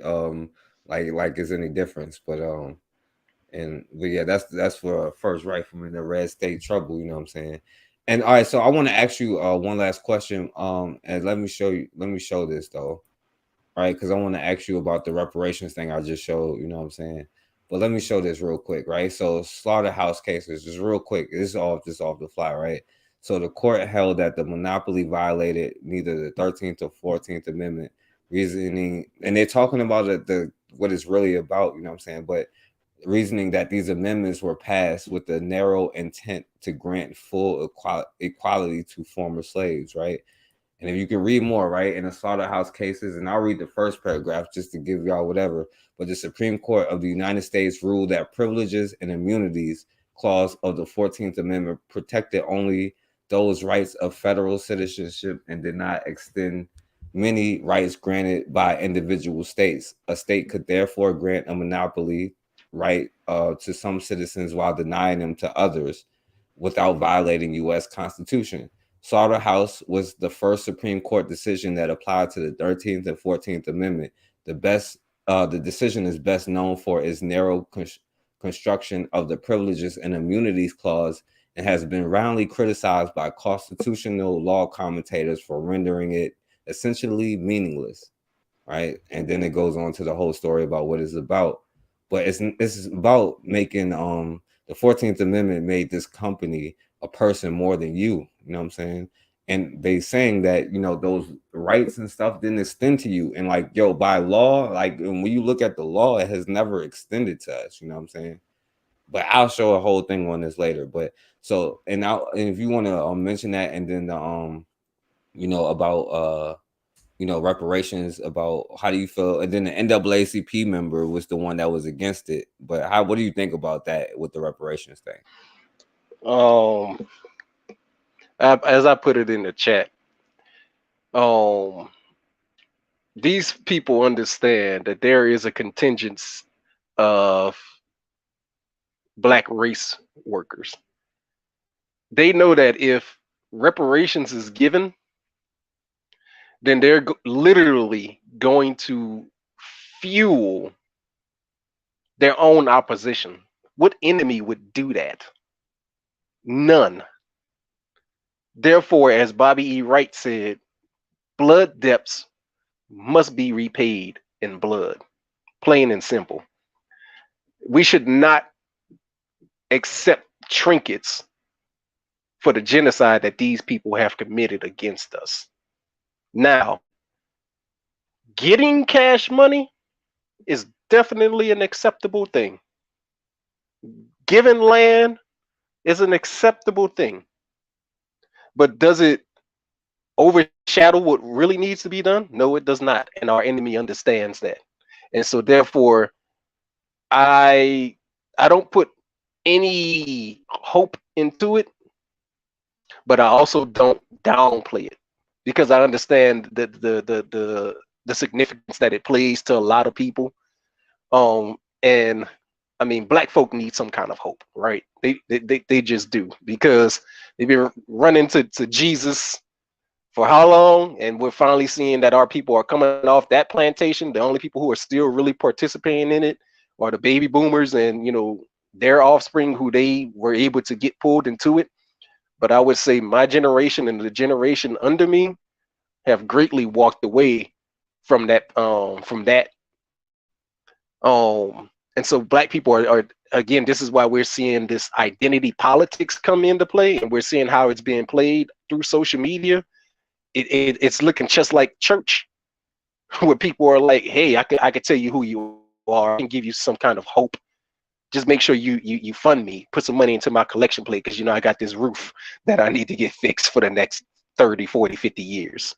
So it's become the same thing. We're seeing people proselytizing identity politics. So I don't think we'll ever really get the reparations that many people believe we'll get, because again, our enemy will not fund their own destruction. Just the 10% that I see that do the work would be able to amass even greater numbers if given any kind of financial gains. And what was the second question? It was about the NAACP Oh, thing. What he had to say against it. He was like, we should do more society programs, like healthcare for everybody type thing. That's how I took it. But he was just like healthcare and education and stuff. I mean, what do these people can't even make a bar of soap without putting chemicals in it? What the hell do we need to be taking health advice from them for? If we're given free healthcare, all we're given is, hey, here goes your monthly death pills.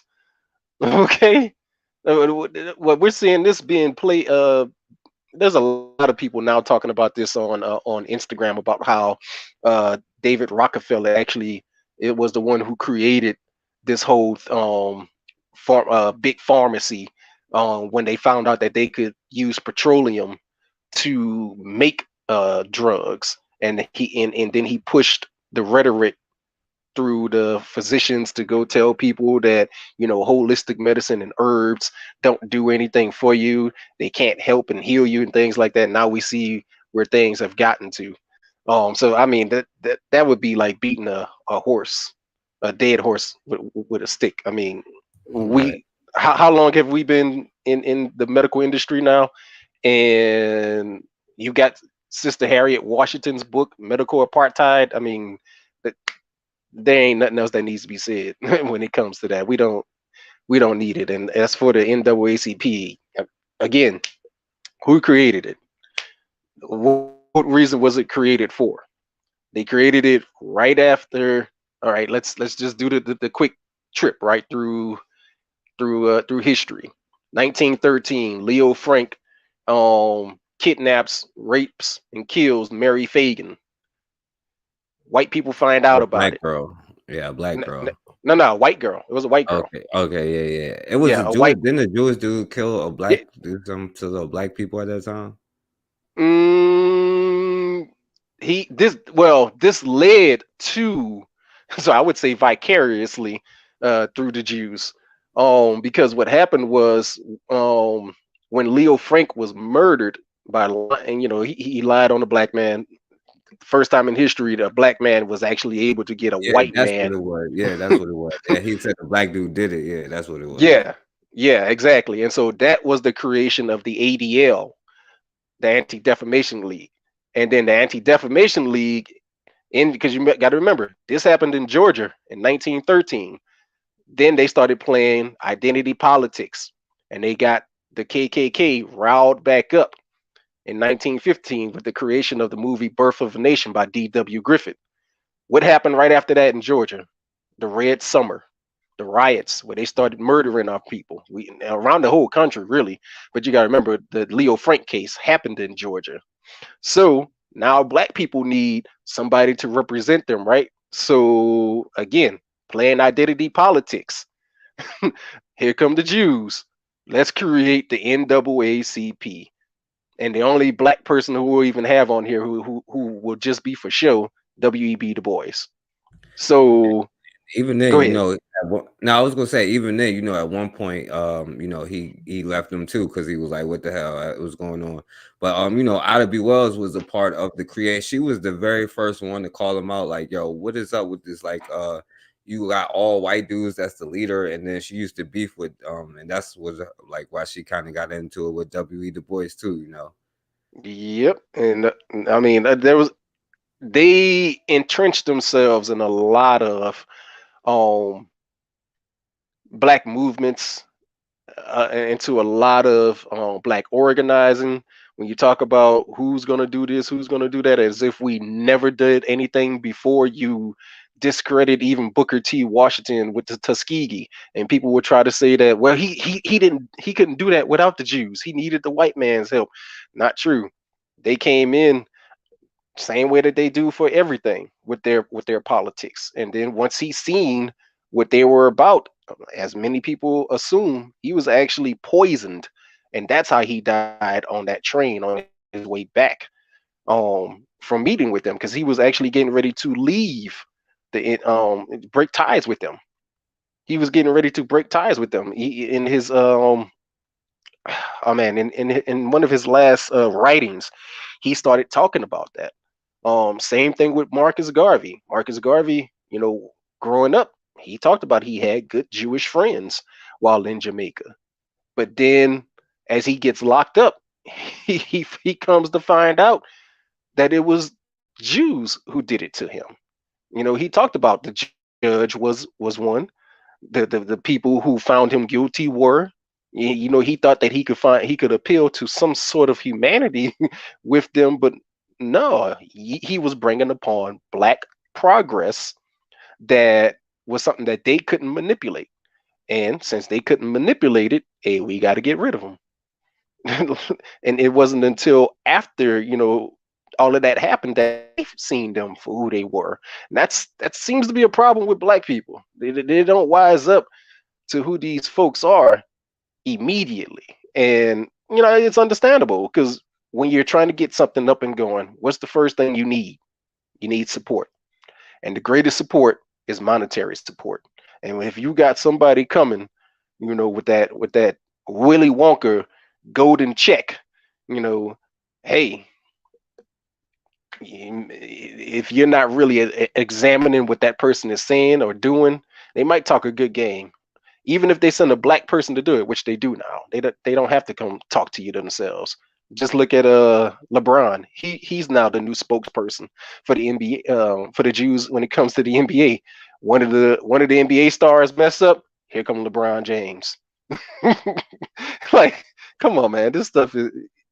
If you know the playbook, you can call all of this stuff out to run the defense to hit these guys with the blitz before they even can't even get the ball off. Like, this stuff is just laughable at this point. And it's sad that too many of our people have menticide in them where they can't see it. And again, it's because they need something to believe in. They need hopes and dreams. The problem is they don't see that the hopes and dreams that are being given to them are being pumped into them by their enemies, not by their friends.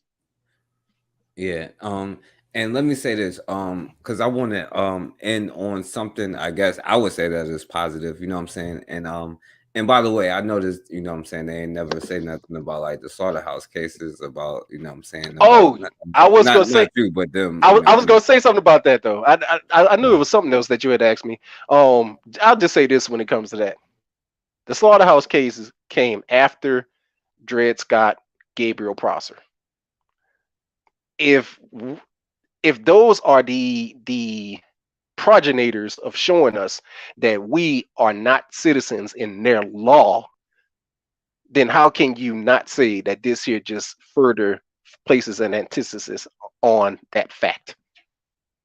Right. And like Ross said, you know, the Constitution was in 1787 and it went into effect 1788. What was we then? Well, it said all people was created equal in there. You know what I'm saying?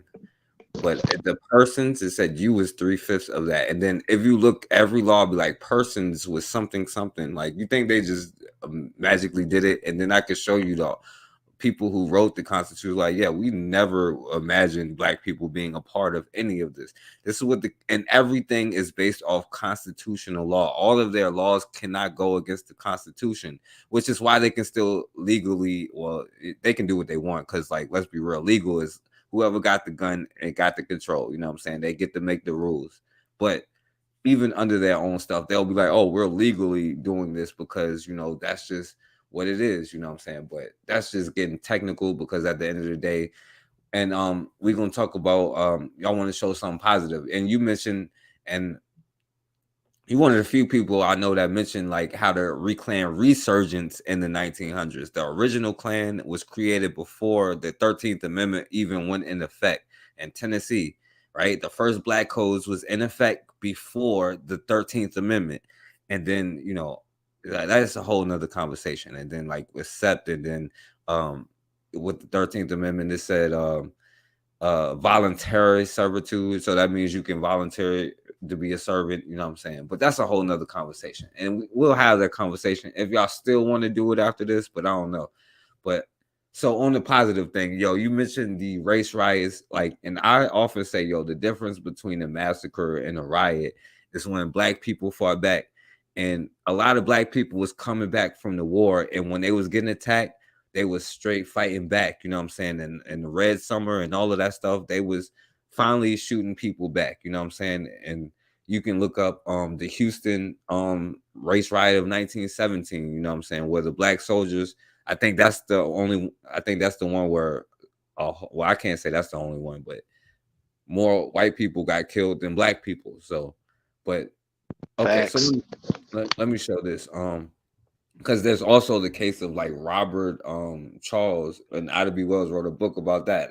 The case of Robert Charles in New Orleans, who killed who killed I think 15 people, but shot 27 some people, and they was racially profiling him no different than today because he was on the street as a black man. The same thing, and I think we get it confused. Like we look at back then was like crazy different. I'm not saying that it wasn't more violent. Absolutely it was, because our ancestors put work to get us where we are. But I think that it was more I can't even say it. I'm not even gonna say it, but it was more like it's hard to put it, you know what I'm saying? It wasn't as far, it was more violent, but not as crazy, or people was getting shot down, but you know what I'm saying, like we was more likely to defend ourselves. They wasn't just coming in black neighborhoods like that. All right, so let me say this, and because I'm kind of random, I'm gonna play this so I can let my brother go in if it shows up. So I just wanted to show something that I think is positive, because I showed enough black people getting hurt.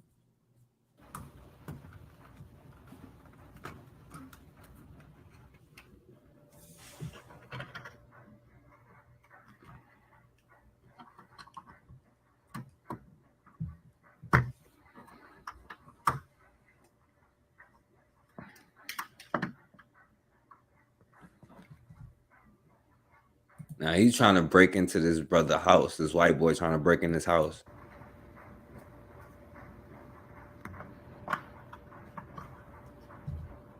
And this is something a man would do, Black Maggots. I would say I would throw my definition of what a man would do with his property, and especially if you got a family there. Dude, I wasn't doing anything, I promise.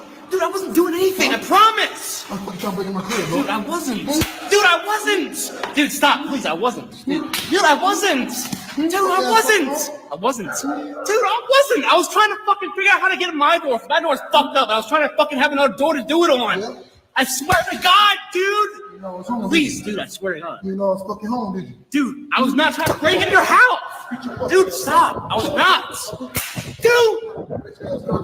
Fuck, man, dude, I was not trying to break into your house. Did you hear me? Did you hear me, dude? Dude, my door's fucked up, remember? I was trying to fucking get another door to fucking see how I could do it, man. I swear to God, what the fuck did I break in your house? Okay, I was trying to stop lying. Fuck, dude. You know I was home. Fucking serious? All right, so dude said, "Yeah, I thought you was I was trying He to did it practice wrong. on your door." Huh? He did it wrong, man. He did it wrong. I'm gonna tell you, I started saying this back in like 2017. Black folk, we need to drop the cameras, pick up the hammers. Think about New York. About 9 weeks ago, they proposed this law to say to properly defend yourself from an attacker, you must show that you were actually trying to retreat first. There's a brother on Instagram that's doing a funny little skit showing people kind of like how it plays out to the point where you have to give the attacker a chance to actually attack you while you are properly trying to run away from this person before you can attack back. But it's no different than here in Colorado, where a few years ago they changed the gun laws to say how you can properly store, well, no, to mandate how you have to store your weapon in your home, saying it must be safeguarded under lock and key at all times, right? And so people who have gun racks, or even if you got a nice little safe in your bedroom, which you still should have, you still have to have it under lock and key, magazine separate, right? So we are now to the point where we have to give people an opportunity to harm us before we can defend ourselves. Well, first off, I would actually say that's being put in place for this new fourth revolution that they're trying to instill, the great reset and everything. And that's the only reason why we see this country is not in the same state as Brazil, Canada. I think it's a couple of those Nordic countries as well, like Denmark and things like that. They don't have an amendment that says that they can have firearms in their homes, except for Afghanistan. Except for Afghanistan. And that's why the government is able to do to these folk whatever they want. But as we see here in America, every time there's a Democrat in office, for some reason, we have to get stronger and tougher gun rights put on the books when we already have gun laws on the books. They're just not being enforced.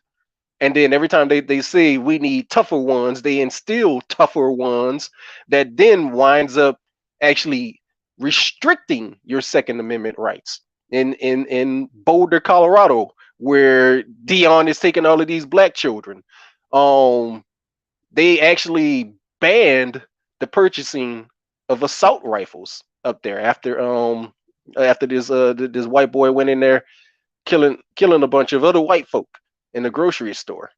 They banned the purchasing of assault weapons up there. So they just keep trying to infringe more and more and more on people in their rights so that they could take them away.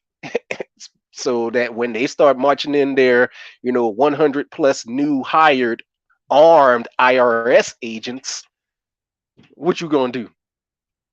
How you gonna stop them? And when I look at this video, right, he shouldn't have been recording, because now you're showing that somebody is coming into your property. So you putting your hands on them when you should have first gave that person a warning, because that's what is going to be said when it comes to us, right? He should have gave him a warning. Hey, what are you doing? He should have gave him some kind of an audible command. That's what he should have did on camera. But drop the cameras, pick up the hammers. Hey, guess what? I would have let him come his ass right up in there. And as soon as he would have opened that door, boom, blow his ass away. Who was the witness other than me, him, and God Almighty? And trust me, he ain't talking no more. You know, as they say, you got to let him come across the door sealed. Plus, when he jumped out there like that, he don't know who was to that man's left or right. Who was on those? It looks like there was some stairs right there, so it was an apartment complex. He don't know if somebody was on the second floor. He don't know if this guy had backup with him. So he just jumped out there. He could have got his brains blown out. He wasn't thinking. He wasn't smart on that. So I understand why he did it, and I can see why he did it. But again, we got to get smarter about how we do things. Drop the cameras, pick up the hammers. Yeah, I mean, yeah, that's some good points. You never know who is outside of the door. And one thing about black people, man, shut the hell up. You know what I'm saying? About what you're doing, what you got, your business, what you're creating. Just do it and shut your mouth. You know what I'm saying? Like, I'm not saying don't spread information if you want to promote, but I'm saying don't advertise your plans, especially if you don't have it put together or you're not ready to put it in motion or you don't have a way to activate it or whatever you're doing. You know what I'm saying? This the first rifleman said it's called duty to retreat. I understand. He said many other states have laws in place, like Oregon. Does not. I guess he's talking about stand your ground kind of laws. Look, when it comes to us, those laws don't apply. How many sisters have we seen stand their ground and then go on trial? It was the I can't remember the sister name. It's eluding me right now, but she was one of the first ones that all she did was fire a warning shot in her own home against her abusive husband and went to jail and fought like hell to get out after back to back court cases. Um, then you have the little mulatto girl who murdered her capturer, right? And then she was on trial. I can't remember her first name. I just know it started with a letter C, and I think her last name was Brown. And then, like after her case was over with, you find another young black child who again murdered her kidnapper. Right? How are black people defending themselves against whites and then go to jail for murdering those same people and being told that they're that the dead white person is the victim when this person obviously has was human trafficking this person, right? So the duty to retreat from what? Retreat from what? First America's first rifleman. Well, for one, I'm All gonna right, just hold tell on. you. First rifleman, I'm gonna pass it to you now. But let me say this. I'll just 10, 15 minutes. I'm gonna let y'all go back and forth. But I'm gonna get out of here soon. So I got yeah, you. go I ahead. got you. Go ahead, first All rifleman. right. For one, that was kind of foul how you just came on here, just like, oh, you're not a man. That's messed up. There's a way you can disagree with me, but you don't have to do an ad hominem on me. So I'm gonna I was talking a little slick in the chat. And I apologize, but that's kind of messed up for you to do that. So that's not manly shit right there. We can disagree, but you don't have to attack my quote unquote manhood. That's one thing. So that's not manly. And the next thing is all I hear from you is victimhood stuff, which is fine. That's what we do as Black Americans. We're always victims of something. We can't do this. Things are impossible. Whatever. The main thing, and I'll just talk about the duty to retreat. Okay. Uh, in the state of Florida alone, Black people have successfully used that law to evade going to jail. Okay. So you can use high profile cases that were in the media to make it portray that Black people don't have a fair shake, which, obviously every state's different, whatever. But in the state of Florida alone, Black people have successfully used that law and not gone to jail. Okay. Deadly force is deadly force. Okay. And also, and then you're trying to mix in Satonia Brown, that high profile case with, duty to retreat has nothing to do. Like the thing about it is these cases, when it's dealing with young trafficked girls or prostitutes, are always sticky in and of themselves. So you can't use those as standards for other cases. Okay, those are very special cases. So I don't know. It's just I'm trying not to get too far because you said a lot with a lot on top of a lot, and it's always dealing with all these outside forces and nefarious whites doing this. You never really talk details. You talk anecdotal cases where black people have been wrong, and then that's how you kind of do it. You don't really say systematically this A, B, or C. So you just ramble like a lot of us do on here. All I know is you talk, and the thing that's real slick about you is that you talk about if we had a race war or something. For one, we'd lose a race war. We don't have the numbers. We don't have the sophistication. So that's even stupid, even trying to talk like that. But say if there was a race war, okay, and for you to even say, who you gonna stand with? I'm not gonna stand with you, okay? I'll stand with good black people, but you're what I'm saying is I actually do what's necessary to prepare myself for white supremacists attacking me. Even though you don't like what I say about black people or how I say it, guess what? I guarantee you I'm 1,000 times more prepared to deal with a criminal or a racial attack. Way more than you. And I know it because I've been able to train black women how to defend themselves against crime. Okay, so for you to come in here and talk all this crazy stuff, you don't have the amount of and I'm not trying to like big myself up, but this is just something I have taken the time to invest my time in and learn a skill set. So you need to not talk about white supremacists, this or that. You don't know what you're talking about. I actually have the intelligence on different groups of white nationalists, like the whole gamut of these people. I'm an information source, but Negroes like you run on emotion, not fact, and you just are infatuated with white people to where all you can do is talk about them. I study them.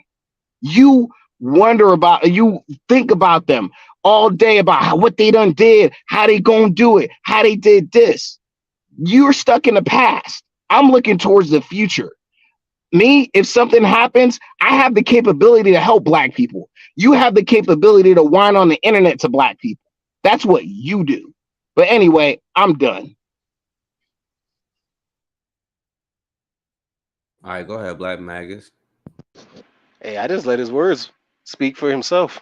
As he said, he don't think about the past.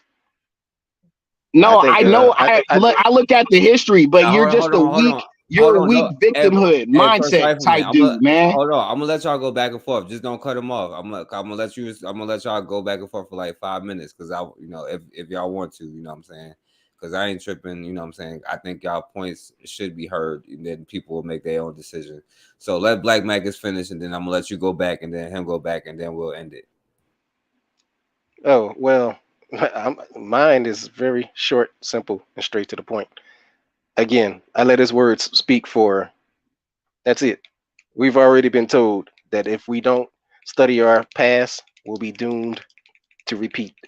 So that's all I gotta say. I let the rest of his diatribe speak for itself. Well, yeah, well, you couldn't take any of my points and actually refute them like I did to yours, like the stand your ground law. This is what Negro. No, hold on. This is what folks like you do. You come and you say stuff and you just blah, and then when somebody actually says this is the point, let's hash this out. You don't want to do it because I actually went and attacked your points and you just came back. I'm gonna just let him speak for himself. Blah blah blah blah blah. When I just literally told you what you said was full of shit, which it was, because black people have literally used stand your ground law to evade going to jail, and you had nothing to say. And that just proves my point about folks like you. You talk about white supremacy, you talk about white people did this, and you have nothing to do. You literally can't even show black people how to help themselves in a situation like that. All you do is yell on the internet about white folks. When's the last time you actually got 5 black women to show them how to defend themselves? Or even say, hey, this is a medical class. If a black person's bleeding out and hurt, you know what I'm saying? What have you? So you talk about white supremacy, but you do nothing to counteract it. You see what I'm saying? Your actions do nothing to counteract. I'm waiting for you to get out of your emotional Hurry up, diatribe hurry once up, again. hurry up, hurry up, hurry up. I'm waiting for you to just shut up. Hurry up. Tell Because me what you first and did, foremost, Negro. Tell me what you because did, first and Negro. foremost, Tell me what because you first and did. foremost, you said that you came on here and you gave points. You didn't give any points. You gave clarification. I think you need to understand the difference between giving a point and giving clarification. You Okay, how came are on you and you fighting gave white supremacy instead of yelling on the internet and yelling about white people? What have you done to counteract white supremacy today since you're so scared of white supremacy, since it's so again, dangerous? again. You came on here and you gave clarification. You didn't give any points. You like talking about yourself. You big up your ego. You want to give some kind of accolades because you want somebody to give you a pat on your back. I don't have time to have silly I'm back not and here forth for pat. I'm discussion not with here you. for a pat on my back. I'm tired of Negroes talking crap on the internet and have nothing to show for it. I actually can prove mine. That's the thing about y'all. Sit up here, you scared of the white man, talking about the white man did this. And when I ask y'all, so what are y'all doing about it? Nothing. Nothing. You just come on here and attack people like me, but you'll never bust a grape on a white supremacist, dog. You don't even. You can't even don't know. identify a white supremacist. No, you just know. I've heard it too many times, bro. Y'all come on here and just talk shit. That's all y'all do. But if the shit got live, y'all ain't gonna be nowhere. You're gonna be, huddling, bro, like a little child. So that's why I tell people stop talking about white supremacy and take action. You don't. You just talk like the rest of them. You just talk. You scared of white people. And those who talk loudest are the ones who wants the most accolades. Everybody don't have to talk loud. Everybody don't have to be on social media. You want to post everything you do. You want to talk about everything you do. That's fine and dandy. I don't post nothing. What do you know? What am I posting? You're posting it by talking about it. You don't even get those Shut facts. up. You don't even get those Okay, facts. whatever. You don't get those facts. And guess what? Again, you only talking about yourself. Yeah, because I talk about what I do instead of me coming on here yelling about white people. The white boogeyman is gonna get us. The white boogeyman is gonna get us. I say this is what I've done. So if this A, B, or C happens, I can respond. Okay, not react. Respond. The next time okay, and not be on the internet talking about white supremacy did it to us. White supremacy. The next time That's all you do. By your That's all you idiotic tweet. do. How about you That's bring all those you people do. on to actually validate you? Tell me what have you done to counteract white supremacist terror threats? Tell me. All right, so we're gonna wrap it up. All right, and let me say this, you know what I'm saying? And look, I let First Rifleman speak, you know what I'm saying? Unfortunately, I think that, and this is not a diss to you, I think that many of us have this mindset, you know what I'm saying? And like First Rifleman, you get ADOS and all of that stuff, but like you are like, your name is America's First Rifleman. And Raw, First Rifleman never gave me anything. And I don't believe in having echo chambers. I know people always got a problem, you know what I'm saying, when I let other people who disagree, but you can't have only people that come on and disagree. You got to be able to because if we can't handle certain things like this, how are we gonna handle when real situations come? You know what I'm saying? I understand, but you got to be able to show where these things are not right. You know what I'm saying? I don't believe that you should just make it an echo chamber or none of that. You know what I'm saying? And I feel what you're saying, Rob, but you can't just I think that, anybody who got a problem, and I say that all the time, if you disagree with what I'm saying, come and prove me wrong. And for us to not show examples of how to destroy and deconstruct certain talking points and certain arguments, that's what leads to people keep getting caught up in certain talking points and certain arguments. Once you have an echo chamber, I think, you know what I'm saying, is definitely a problem. Now, First Rifleman, you was cutting them off, you know what I'm saying, and I definitely disagree with that, you know what I'm saying, but to say nobody, Raw is probably the only one in here that has you know what I'm saying, donated, you know what I'm saying, and even then, Raw, it's not about the money or none of that stuff, you know what I'm saying. And yeah, and what you're saying, because First Rifleman, you have a thing, I give it to you on your preparedness thing, but I don't know who you are preparing, and I don't know who Black people are down for, who we are trying to prepare for. Because I think more people like you, like would call me like, you know, racist and say I hate white people and say I hate mulattoes and say I hate all of this stuff. You know what I'm saying? Like but raw, like if like to have like only the people that you agree with, number one, like it would be, you know what I'm saying, boring, you know what I'm saying? You wouldn't learn no information, you know what I'm saying? Like how we was discussing a lot of things with the citizens and stuff, and that stuff came up. It gave me an opportunity to show the slaughterhouse cases. It gave me an opportunity to talk about history. Like you use these things as a tool, you know what I'm saying? You use everything as a tool and everything as a learning experience, you know what I'm saying? You can't just shut out everything that you just disagree with, you know what I'm saying? That's all I'm saying, raw, you know. And I disagree with a lot of, and First Rifleman know I disagree with a lot of stuff that he's saying, you know, but and you know, all I would say is, you know, just with the cutoff thing, I know that, and I know he's saying that because you know, they against each other, but like I would say First Rifleman can't really call, you know what I'm saying, somebody else a coon. But that's what I'll be like, I'm not as hard on the coons because it's a lot of people who y'all love and y'all follow all the time that I think is straight coon, and you know what I'm saying? And I let y'all rock on that, you know what I'm saying? And I think that and I'm gonna be honest with you, I think that having the ADOS versus the FBA thing is just feeding into their stuff, and that's a part of cooning, you know what I'm saying? All of that stuff, you know what I'm saying? And yeah, the name calling and all that stuff. And that's what I'll say. Like, yo, the name calling, like whoever come on here with the name calling and the personal stuff, yeah, I don't agree with none of that. You know what I'm saying? We talking about the points. And even if y'all make the points about, you know, what is a man and what is not a man, that's fine. You know what I'm saying? Yeah, but raw, like, all right, so you know, I'm gonna go ahead and, you know what I'm saying, wrap it up, you know what I'm saying. I'm gonna let y'all close out. Go ahead, First Rifleman. I'm gonna just say this. I'm I come on here because I actually have learned things. Forecast actually is not a weak man.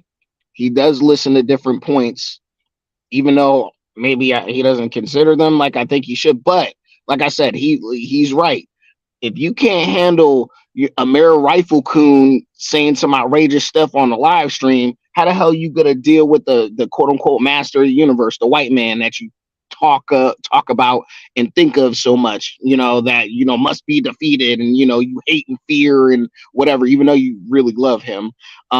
People like Black Mangus does. That's why he talks and thinks about the white man as much as he does and doesn't prepare for him.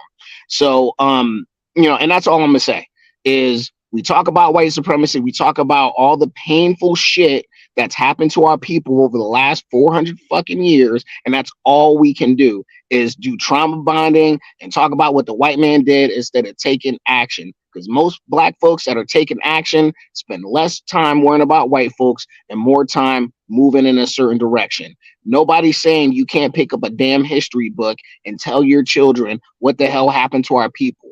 But at the same time, you need to empower your children and everybody around you. All this worrying about what the white man did, and but they did us to gator bait and all this other, that ain't making our children into professors. It ain't making our children into physicists. It ain't making us into police officers. It ain't making us into anything tangible that'll get us somewhere. All it's doing is making us hate white people, being mad and distressed and all this shit in America when we should be going back to Africa. If the white man's so horrible, we shouldn't even be in his fucking lands, in his countries, if he's so horrible. So I'm just, you know, trying not to ramble too much, but that's the truth. We're afraid to go down these avenues because we know it's easier to yell and scream and act like the victim and say they did it to us, like Black Magus. So that's all I'm gonna say. I'm gonna stop with the name calling. I apologize if I said disrespectful stuff on your live stream forecast, and I apologize to you, Black Mangus, if I said something that's outrageous and not not polite.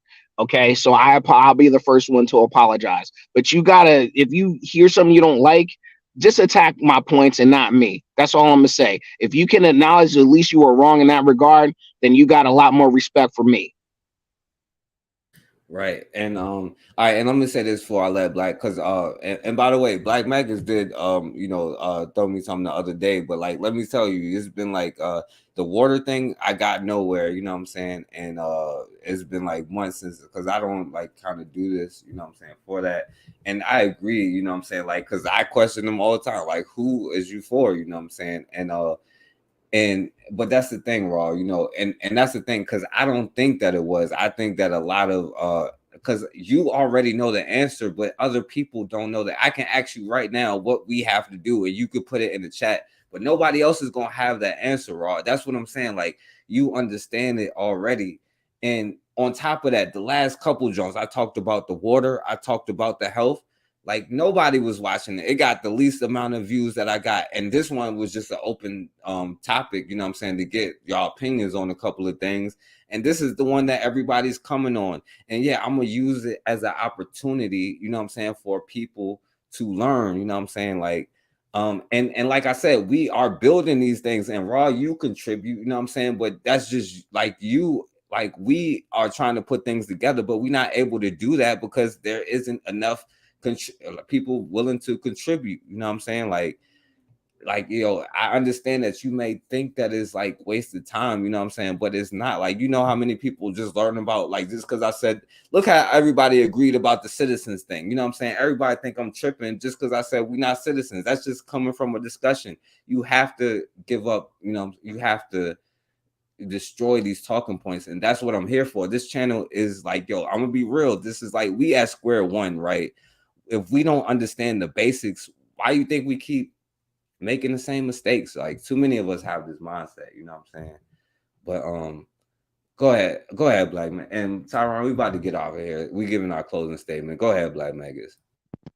All right. So I would say that I wasn't speaking directly to America's First Rifleman. I was speaking on the character and people who display those same things. Those are the points that I brought up. I clearly said that. And I talked about how that's not manhood.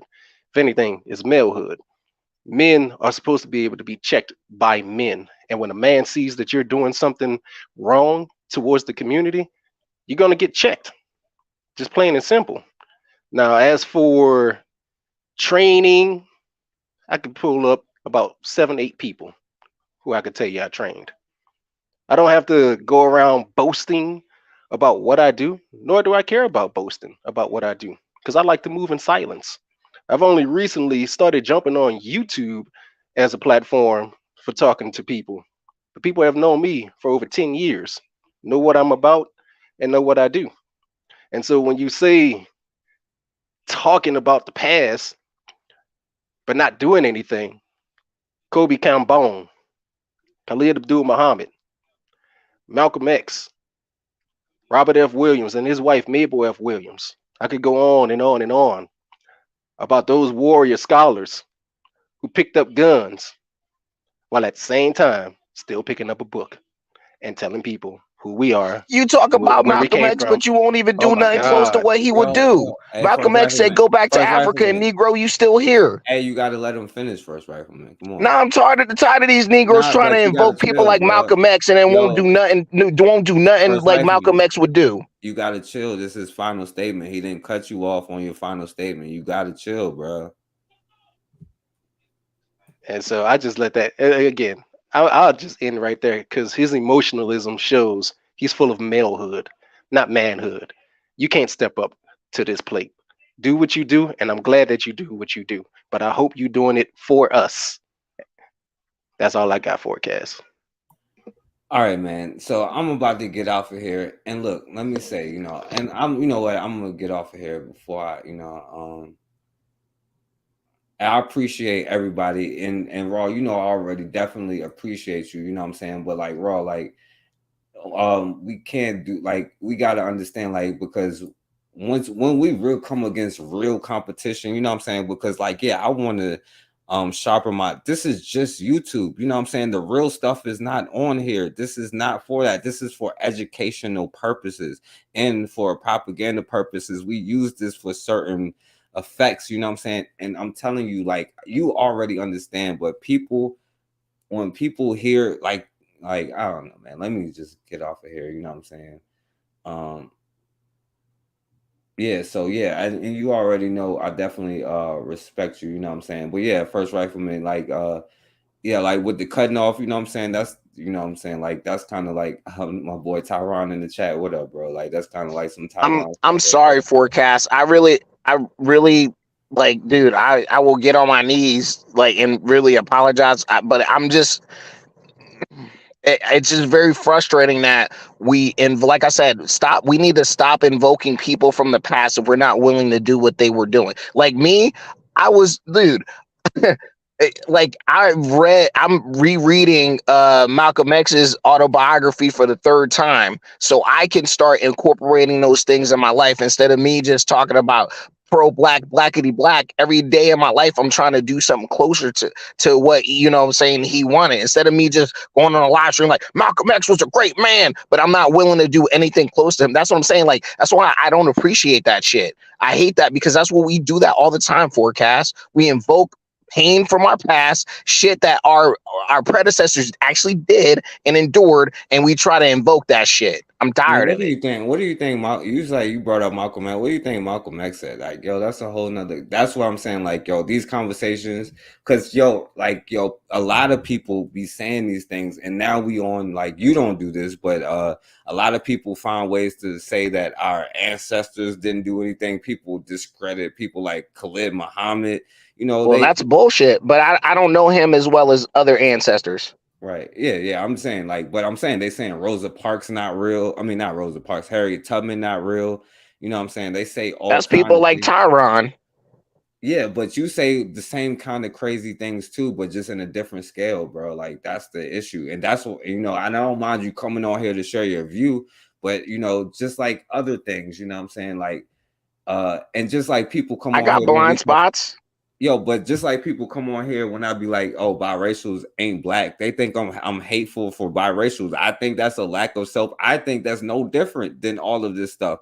And I let them people come on here. I let all people like, you know, have their view, and I'm gonna say what I disagree with it. And if you can actually get me to believe like something, I'm willing to even. I hope that I'm wrong about what I'm saying, but like I think that you leave out way too much information, First Rifleman, you know what I'm saying, when you making your arguments, you know what I'm saying. And that's the point, because people use the arguments that you use, and a lot of black people take them up, but they never hear the other side of the argument, you know what I'm saying.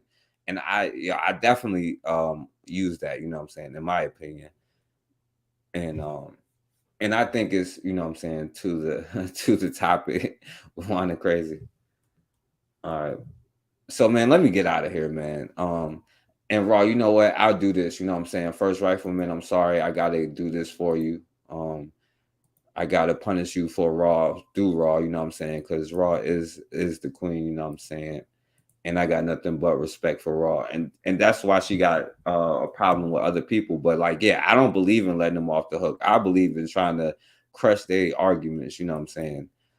I don't let them go off and do their own thing. But this for you, First Rifleman.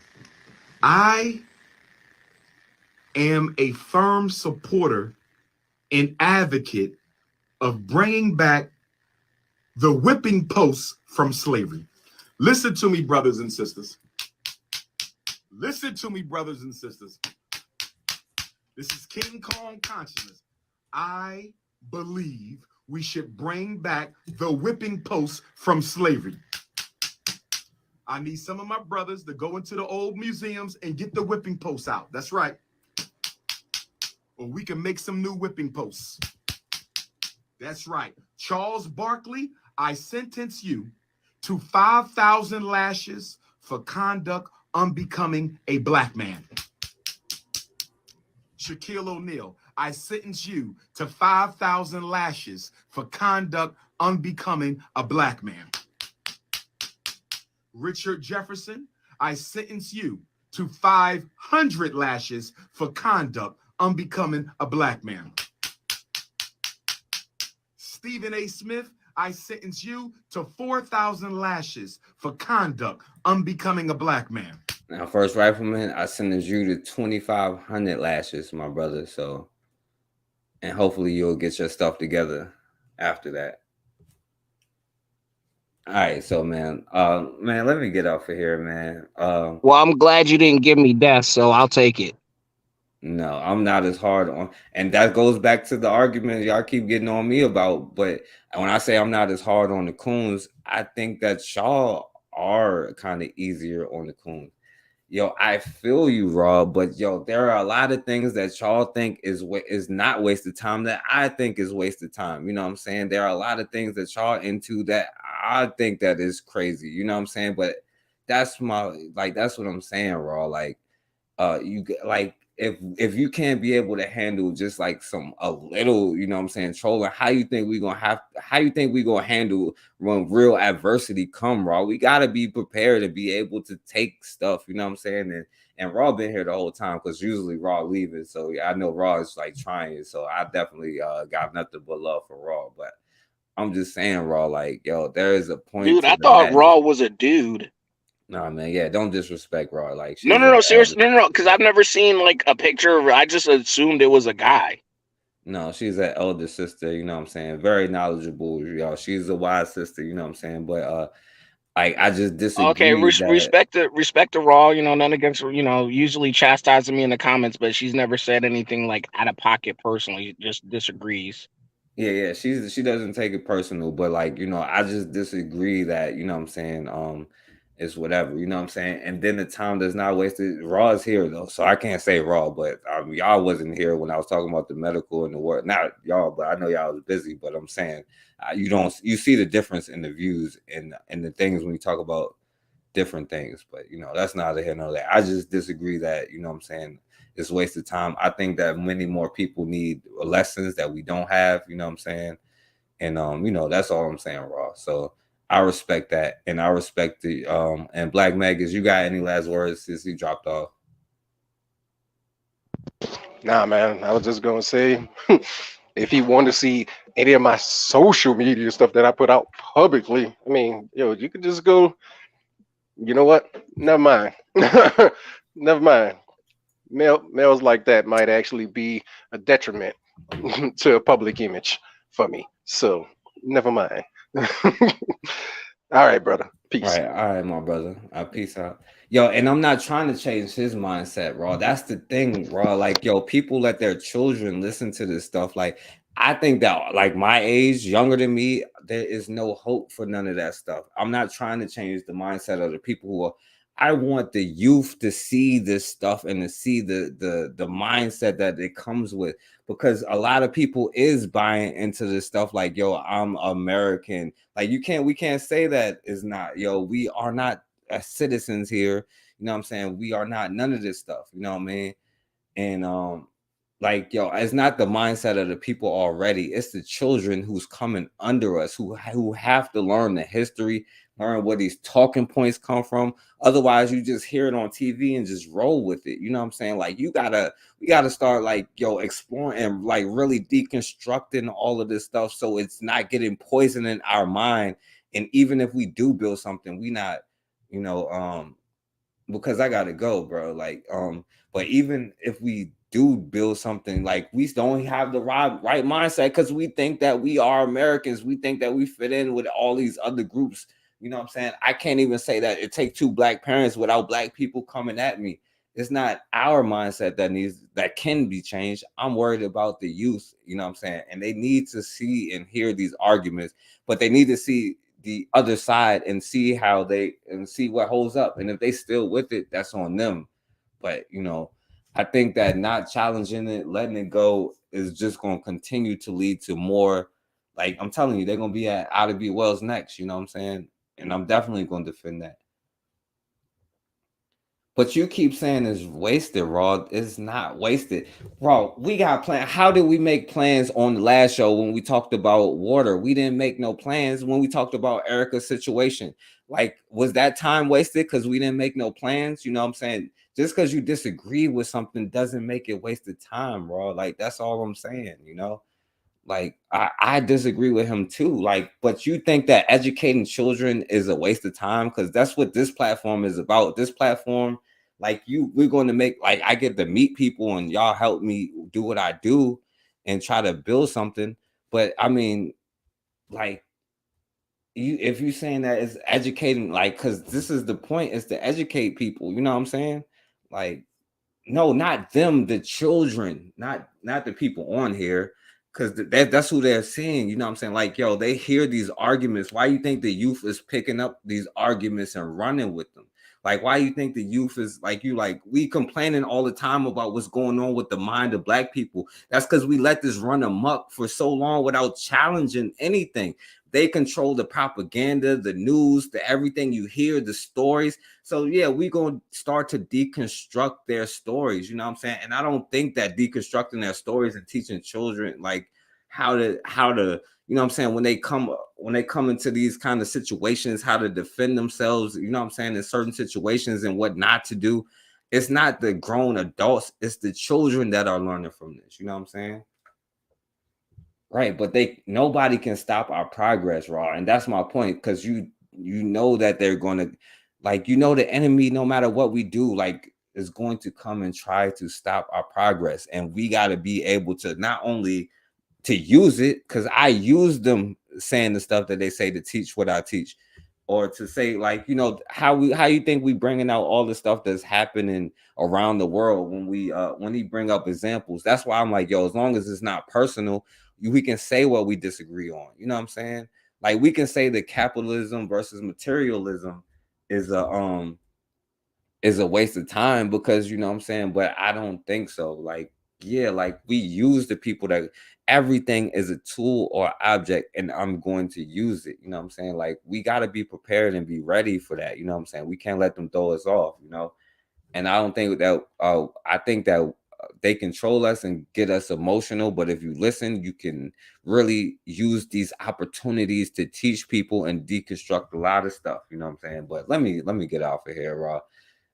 I appreciate you, Raw, for being here the whole time, because Raw is the only one that, you know what I'm saying, be supporting at the end of the day. You know what I'm saying? Well, that has supported for a long time, and other people have supported, don't get me wrong, but Raw is there every issue.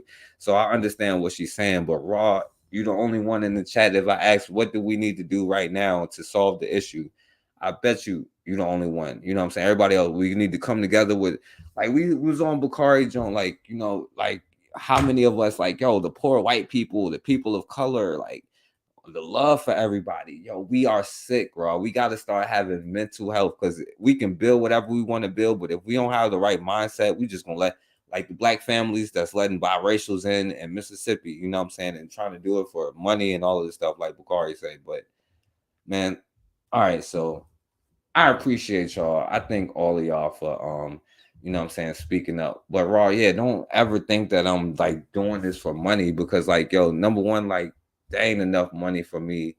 Well, get out of here, Tyron. You know what I'm saying? You can leave, you know what I'm saying? How about that? And then your plan will be landed for you. All right. But yeah, don't ever think, you know what I'm saying, yeah, and I'm not letting him on here just to troll. He already got ran up out of here the last time saying some crazy stuff. And that's my point. You don't think they spreading this? They work harder than we do. The Jehovah Witnesses is knocking on the door, spreading my um I don't think that we have learned the story. We don't even know the stories. That's what I'm saying. The stuff that I'm talking about, we don't even know. Like, how many of us knew about the slaughterhouse cases? They was not talking about this stuff, bro. Like, yo, and I think that we have to update our information. And I think that's the problem. And I think that there's a certain generation that got caught in the integration thing, you know what I'm saying? And we have to get out of that. And our minds is corrupted. We have to be able to get our minds together. You know what I'm saying? How I run from Alcorn, he ended the show, and your whole chat disagree with him. Y'all was on there taking up for a white dude, Tyron. So I don't even want to hear what you got to say. I got respect for Raw, so that's the only reason why I'm on here talking to Raw, because she real. No, Tyron, you was wrong about everything you said. White people was not slaves coming over here. You know what I'm saying? You was wrong about everything you said on there. And even your boy Alcorn agree with it. Well, only one of us was defending white boys, Tyron. But yeah, like I said, man, black people, you think I don't care if Alcorn loves JFK, but you don't think black people sit here and say, oh, JFK is our hero? Yeah, I'm gonna tear that down. I do shows specifically about, like, Jane Elliott's and John Brown's and all of that stuff. Like, come on, man.